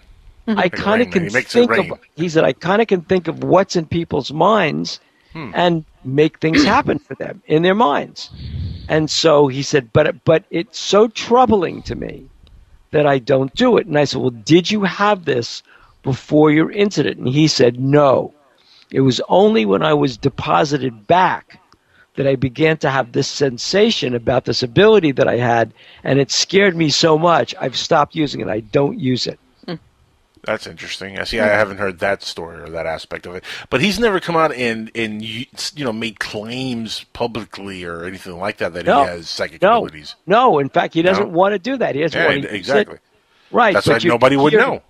You can hear. Real remote viewers say the same exact thing. It's not something they like to fool with. It's like witchcraft or something. It's like there's a force there, and you have to respect the force. Respect the force. I like the way you put that. Yeah. Speaking of respect the force, let's get Dan on the line because I know he's been patiently waiting to get his question in here call with you. Let's see if we can get him on the line without kicking us off. Dan, come on, pick up the phone there, and you're live on Skywatchers Radio. Dan, and welcome to the show. Hi, how are you doing tonight? Hi, Dan. Doing fantastic. You got a question for Bill and Nancy? Well, I've got basically, actually more of a couple of comments. Go for it. When I was listening to it, and Nancy was saying that there's an awful lot of people who seem to hate her. Well, I don't particularly hate her. I just get frustrated as heck with her. Again, it goes back to you're stepping over some of the guests. Sometimes it's wonderful, but sometimes it's frustrating just from the sense that just about the time Bill may be getting ready to say something that I find exceedingly interesting. Do we have anything that is ufology based to ask to them instead of just bashing poor Nancy over? No, I'm not going to bash her beyond that. Okay, let's move past that point and let's get into some UFO related. This is a UFO based show, not a bash Nancy Birnes show. I'm sorry, but I was just commenting on it. That's okay. Go ahead. Now, the other thing about a lot of the people you do talk about in this talk in this field do seem to are from La La Land, and I have to agree with that. And one of the more interesting ones is Whitney Strieber, which I find very fascinating. In that the last time I tried to listen to him, I just found I couldn't listen to him because every 2 minutes he was hyping his books. Oh, really? Yeah. Welcome to ufology, Dan. That's what a lot of folks in ufology do. He didn't used to do that. No, I mean, when I first started listening to him back when he was on Art Bell and early George Norrie stuff, I mean, he came across as, a lot more credible. Now, and I think a lot of these people the problem is that they tell these stories that and they may or may not be true, but if you tell them enough times, the fiction and the reality tend to blend together. Yeah, except here's the thing, and let me interrupt you to kind of say this. That's okay. Go ahead. I'm open. And in fact, you know what? I know that you're going to end up being one of my firmest fans. I can sense it. I can feel it. But anyway, he's going to be leading the charge in the parade. I mean, Nancy Birnes. I have once you get to know me, you'll be okay. But here's the thing: I spoke with Whitley at a party for a while, a long time. And when you talk to him and he's not trying to sell his books, he is so shockingly smart, and he has had experiences or he makes stuff up. I don't know. He is a writer. But if you look into the internet, if you do some deep Googling, you will find out that he has a very, very, very strange background. And before he wrote even Wolfen, he wrote some horrible serial killer type books and stuff. The Hunger. No, one is called Billy. Look it up. Oh, right. Right, and people who have really looked into this, people who are conspiracy theorists, believe that he was one of the kids who was used in experiments and stuff because his father was involved. You know how sometimes parents have to give their kids over. We have seen evidence of this. So he has a very interesting history. There's just more to him, I think, than most. Haven't you found that, though, Nancy? That seems to be like a parallel between a lot of folks like Whitley Strieber, like the one guy in Europe who has his whole mysterious background. Also, it seems to be the common thing where these folks who create these cults around their stories and have books and movies and documentaries, and American people who pimp their stories out to the world. These people all have this mysterious background where they've lived a hell of a life. And some of them are even musicians, and they failed at it. So then they get into the UFO field, and they get a little fame, and next thing you know, they're pumping out music CDs and trying to put their music out there. Dan, we're almost out of time here, and I hate to cut you off there, but any of the last questions or thoughts you want to leave Bill and Nancy here with? My only concern, and I have everybody there has expressed this concern about where this field is going. I've been following it for some years now, and I have to agree, it has sort of gotten mushy, and there's a lot of cruft in it that it's hard to differentiate sometimes. And I wish we could just get back to what finding out whether this is real or not. That's the issue. Well, I mean, here's the only thing that I can tell you. If you look at all the extrinsic evidence, it's absolutely real. It doesn't mean that every case is real. It just means that there is a phenomenon that's real. We don't know why the phenomenon is real or why we have an explanation for it. But when you see how various aspects of the field, like archaeology, like aspects of psychology, neuropsychology, and history, and the history of documents, when you see all this, surrounding the testimony of a lot of people, then you have to say to yourself, well, obviously there is a phenomenon here that is real because there's evidence that attests to it. What the phenomenon is and why the phenomenon is, that's the mystery, but not that there is a phenomenon. Look, when you have President Harry Truman, President John F. Kennedy, President Ronald Reagan, President Jimmy Carter, President Jerry Ford, all saying the same thing about UFOs, they're real, they should be investigated. And even people like George Bush and Vice President Cheney, Vice President Cheney saying that if I received the UFO briefing, it would have been classified, so I can't talk about it. Right. Very subtle, by the way. When you look at that, when you look at that, you know the phenomenon's real. The question is, who knows the why and the wherefore? Right. Yeah. That's all. Well, at this point, there really is no debate that there is a phenomenon going on, even if it's all in our mind. Well, what do you guys think all of John Lear, for example? Well, who wants to take that one first? Not me. See, I think there might be some truth to what he's saying. I think so do I. Early in when he first started, I think he was telling some truths. It just seems like it. And if you look at his old stuff, again, we covered him in UFO Magazine. I found him very compelling.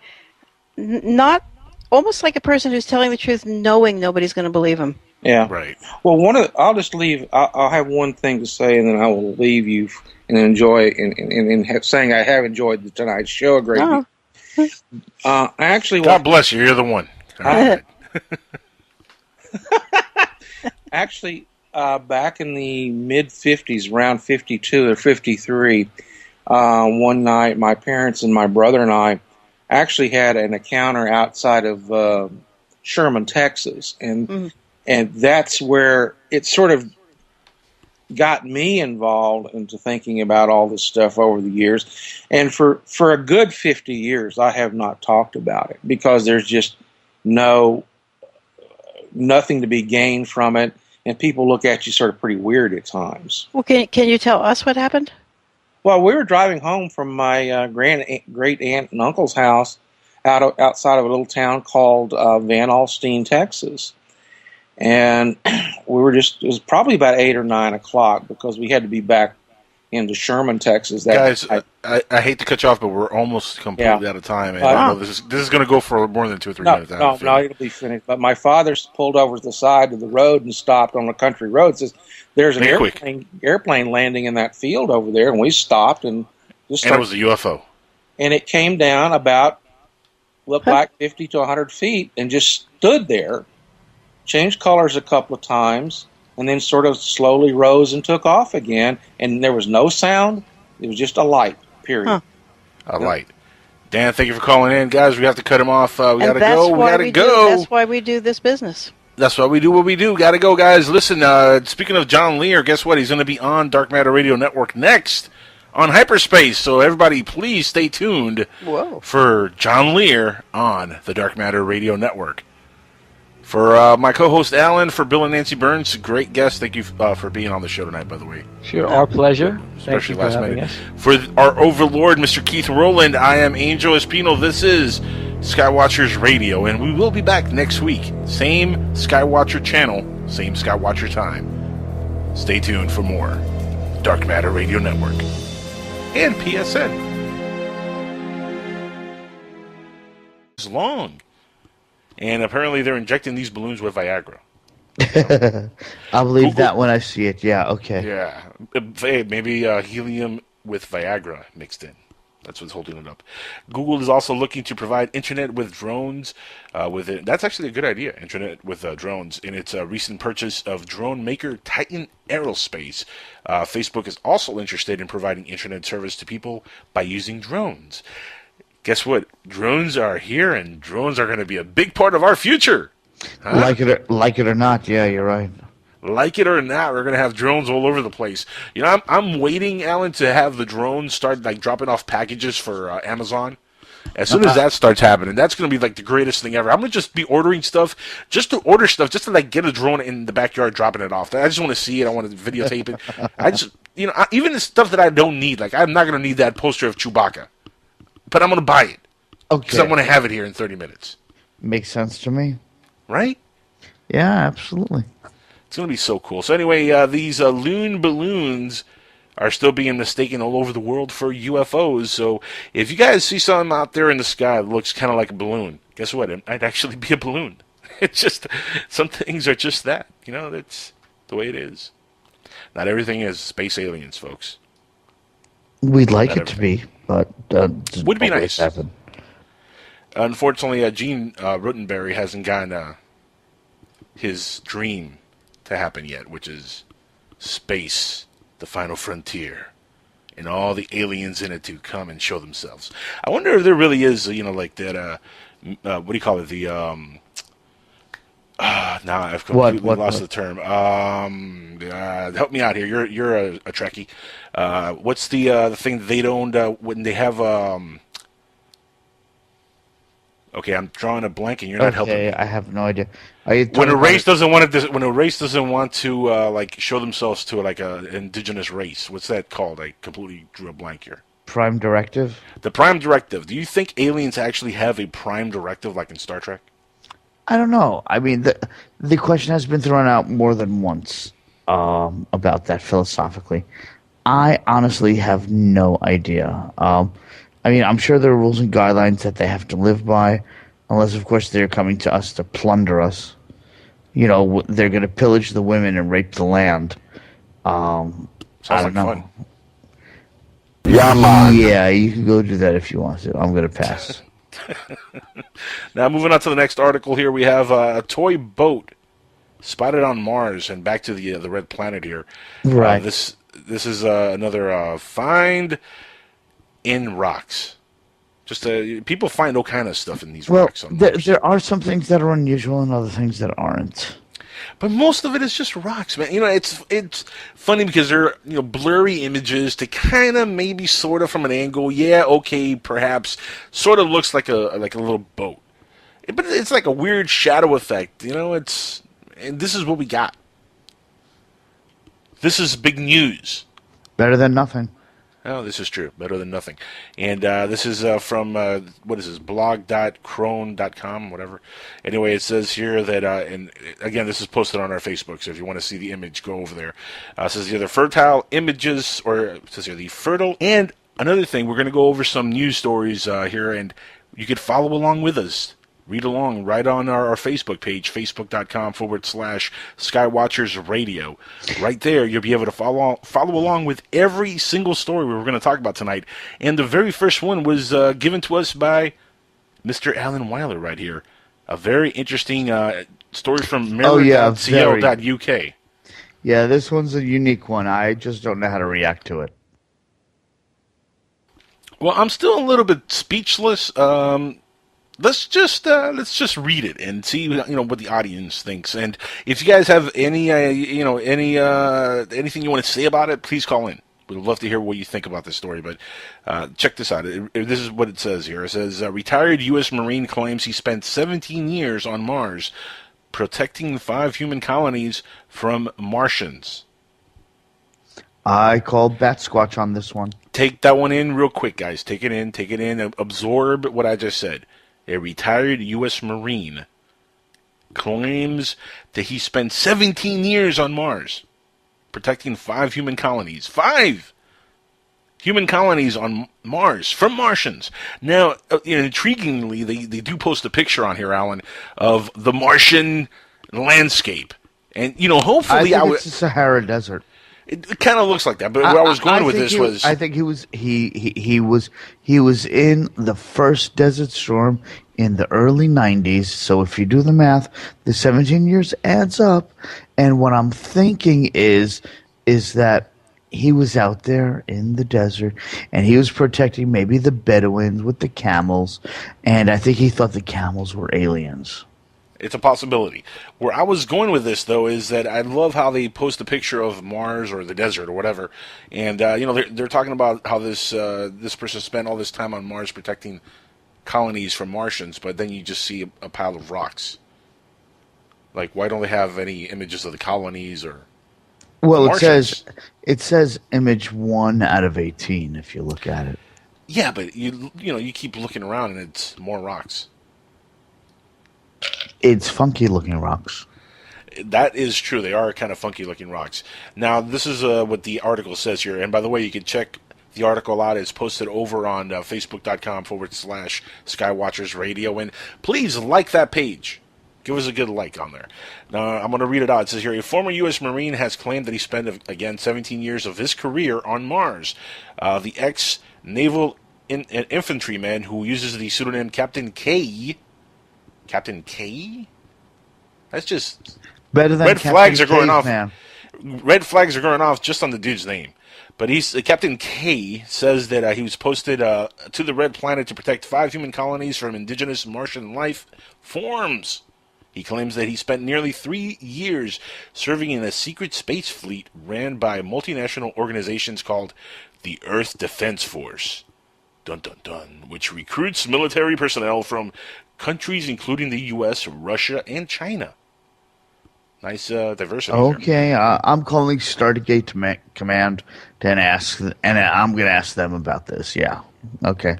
Okay, you're still learning your words now. There. What are you drinking? I'm drinking the good stuff. I'm drinking moonshine. Imaginings of people who scrutinize photos beamed to Earth by the Mars rover have yielded an intriguing list of unexpected items from a mysterious underground light, which, remember, we saw that one, talked about that a couple weeks ago, the little burst of light, to a skeletal remains of a horse. I don't remember the horse. You remember that one, Alan? Yeah, I haven't seen that one yet. No, I can't remember that one. The latest foreign object is a toy boat, a little toy boat, spotted by the rover Curiosity and described in a YouTube video posted on June 17th, just a couple days ago, by Extraterrestrial TV. According to the video, the object looks like a child's boat and is clearly different from the surroundings, and it's casting a shadow. Casting a shadow. In the years Absolutely. In the years that the rover has been sending back photos, a number of strange objects have been highlighted by UFO Sightings Daily, a popular blog that mines NASA photos for evidence of life in outer space, maintained by Scott C. Warning, and actually he's cool. I got him on LinkedIn. Cool guy. UFO Sightings Daily has not yet weighed in on the latest toy boat debacle here, but has talked about other toy-sized objects in the past. Really? I don't recall them finding many toys on the surface of Mars. I do remember one time, though, they found like something that looked like C-3PO's head. Do you remember seeing that? Yeah, but I was looking for the Super Bowl. What? Yeah, I remember the C-3PO head, but I'm looking for a soccer ball on Mars right now. What do you think, the Martians play soccer too, like they're part of the World Cup? I think someone from the World Cup kicked it so hard it landed there. Well, I haven't been watching, man, so I have no input on the World Cup.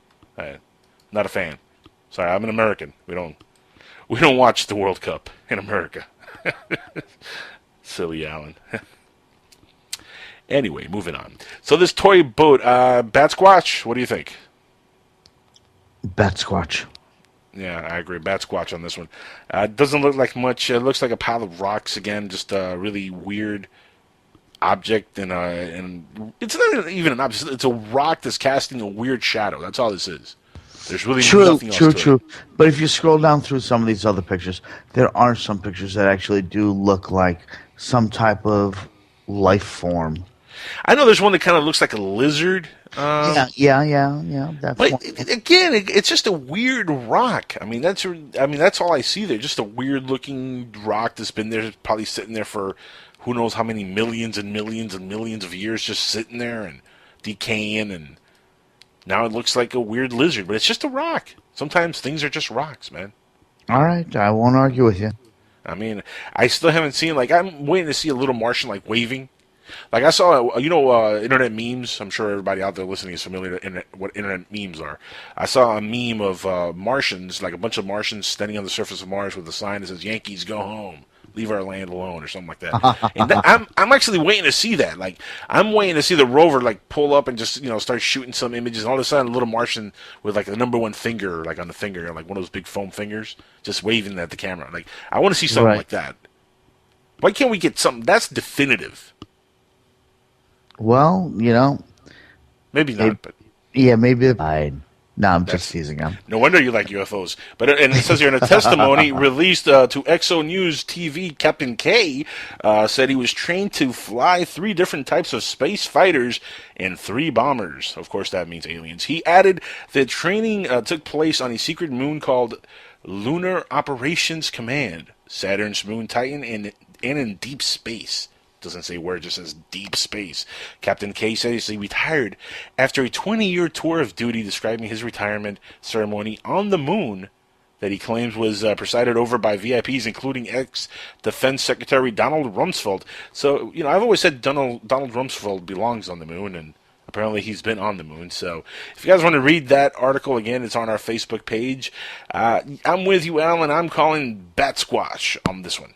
Complete and utter Bat Squatch. Congratulations. Thank you for finally agreeing with me. Yeah, man. Done. We agree. And but thank you for the article. It's a good article. Now, let's move on to the next one real quick. We have here, this one's coming from Google themselves. Google Internet balloons cause panic in yet another country. Damn you, Google. Always causing panic. It says here, Google's Project Loon. Funny name, huh? Yeah, whoever Project thought Loon. of that name must have been a genius, let me tell you. Yeah, no kidding. Yeah.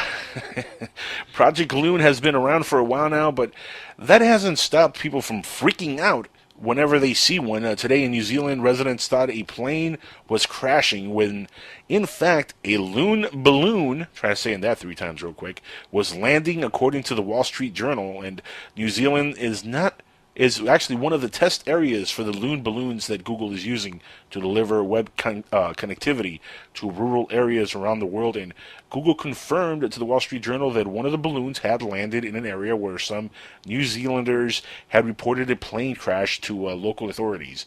A rescue helicopter was then sent to the site, but instead of finding a plane, it found a balloon. Sounds familiar. Wow. Right? Yep. Slightly. Yeah. This isn't the first time that the loon balloon has been a cause for concern. 2 years ago in Kentucky, residents thought they saw a UFO, and they were like, "Oh my, we saw a UFO. It was in the sky." When in fact, Dude, it was nothing hang on. but a loon balloon. You're just profiling doing that accent. You should apologize. How many people in Kentucky do sound like that? Really, a lot. Too many. It's true. Too many.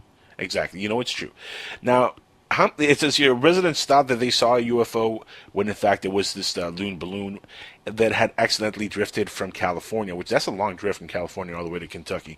The loon balloons are one of Google's moon shoot projects that are part of the Google's somewhat mysterious X research division. Google hopes that the balloons will be able to provide internet connectivity for people around the world who currently don't have access. Who doesn't have access to the internet at this point, really? I mean, You want the short list or the big list? I don't want it short or big. But after 1 year, the balloons have been rapidly improving. Google's X, and I know somebody else likes them big, 9-inch, I think. Anyway, Google's X's Astro Teller told Wired, I'm not going there. Wired this week that the balloons are delivering 10 times more bandwidth, 10 times steerability, and are staying up 10 times as. Skywatchers Radio. Greetings and salutations, my fellow Skywatchers from all corners of the globe. We're back live on air once again on this beautiful June 25th or 24th, depending on where you are, really, where you might be joining us tonight. We, of course, are broadcasting from the New Logic Studios down here in Miami, Florida. I am Angel, one half of the dynamic duo that makes up Skywatchers Radio. With me, as always, is my compadre, Alan Weiler. Alan, what's up, buddy? How you doing? And from what remote location are you joining us tonight, sir? Well, tonight I am in the middle of Hoboken, New Jersey. I am actually, it used to be a while back a scary, scary place, but I got to admit, they've actually really done a good job revitalizing the area. So I got the New York skyline in front of me and all sorts of stars that I can see. Very nice, very nice. And staying at a nice, fancy 5-star hotel, I'm sure? No, actually, I'm No? not. I wish I booked Hotels.com. We should get paid for that plug. Yeah, we should. But no, by the way, I love those new Captain Obvious commercials. Those things are a riot. No, I'm actually staying at the company condo that I'm at. Obviously, it's not the new Logic condo, but the company that I contracted with to do a fun project. So I'm here at the company condo, and I'm here just relaxing, even though I have to wake myself up rather early in the morning. Now, until what time? How long are you going to be there? I'm here actually, I think, till Monday or Tuesday, and Cool. then I'm going to have some downtime for the holiday weekend, and then I'm going to come back up this way. Very nice. Maybe you'll hit me up when you get back down here. I haven't seen you in a while, man. Yeah, I know. Doing a face-to-face would be good, but my God, you have such a face for radio. Thank you, and so do you, sir. So do you. Now No, who doesn't have just a face for radio, but a face for TV? Who? Our guest tonight. True enough, he's been on TV before, and hopefully he will be again. Both him and his lovely wife, Bill and Nancy Birnes, are going to be here with us, folks. That's right, Bill and Nancy Birnes, the host of Future Theater, the other show that airs here on Dark Matter Radio Network that I produce on Monday nights, which now, by the way, starting this week, it's going to be on at 8 p.m. Eastern, so please mark that on your calendar. Everybody out there who is listening in, who are a fan of Bill and Nancy Birnes and who love listening to their Future Theater show, remember, 8 p.m. Eastern, every Monday on Dark Matter Radio Network, and of course PSN Radio. And they're going to be with us in the next 24, 25 minutes. Alan, we do have a lot of stuff to go over. We also have open lines if anybody wants to get in on the conversation. I would love to hear from you, so please call in 786-245-8127. And by the way, you can look us up on Skype, PSN Radio. Look that up. It'll get right to us, and you can Skype right in.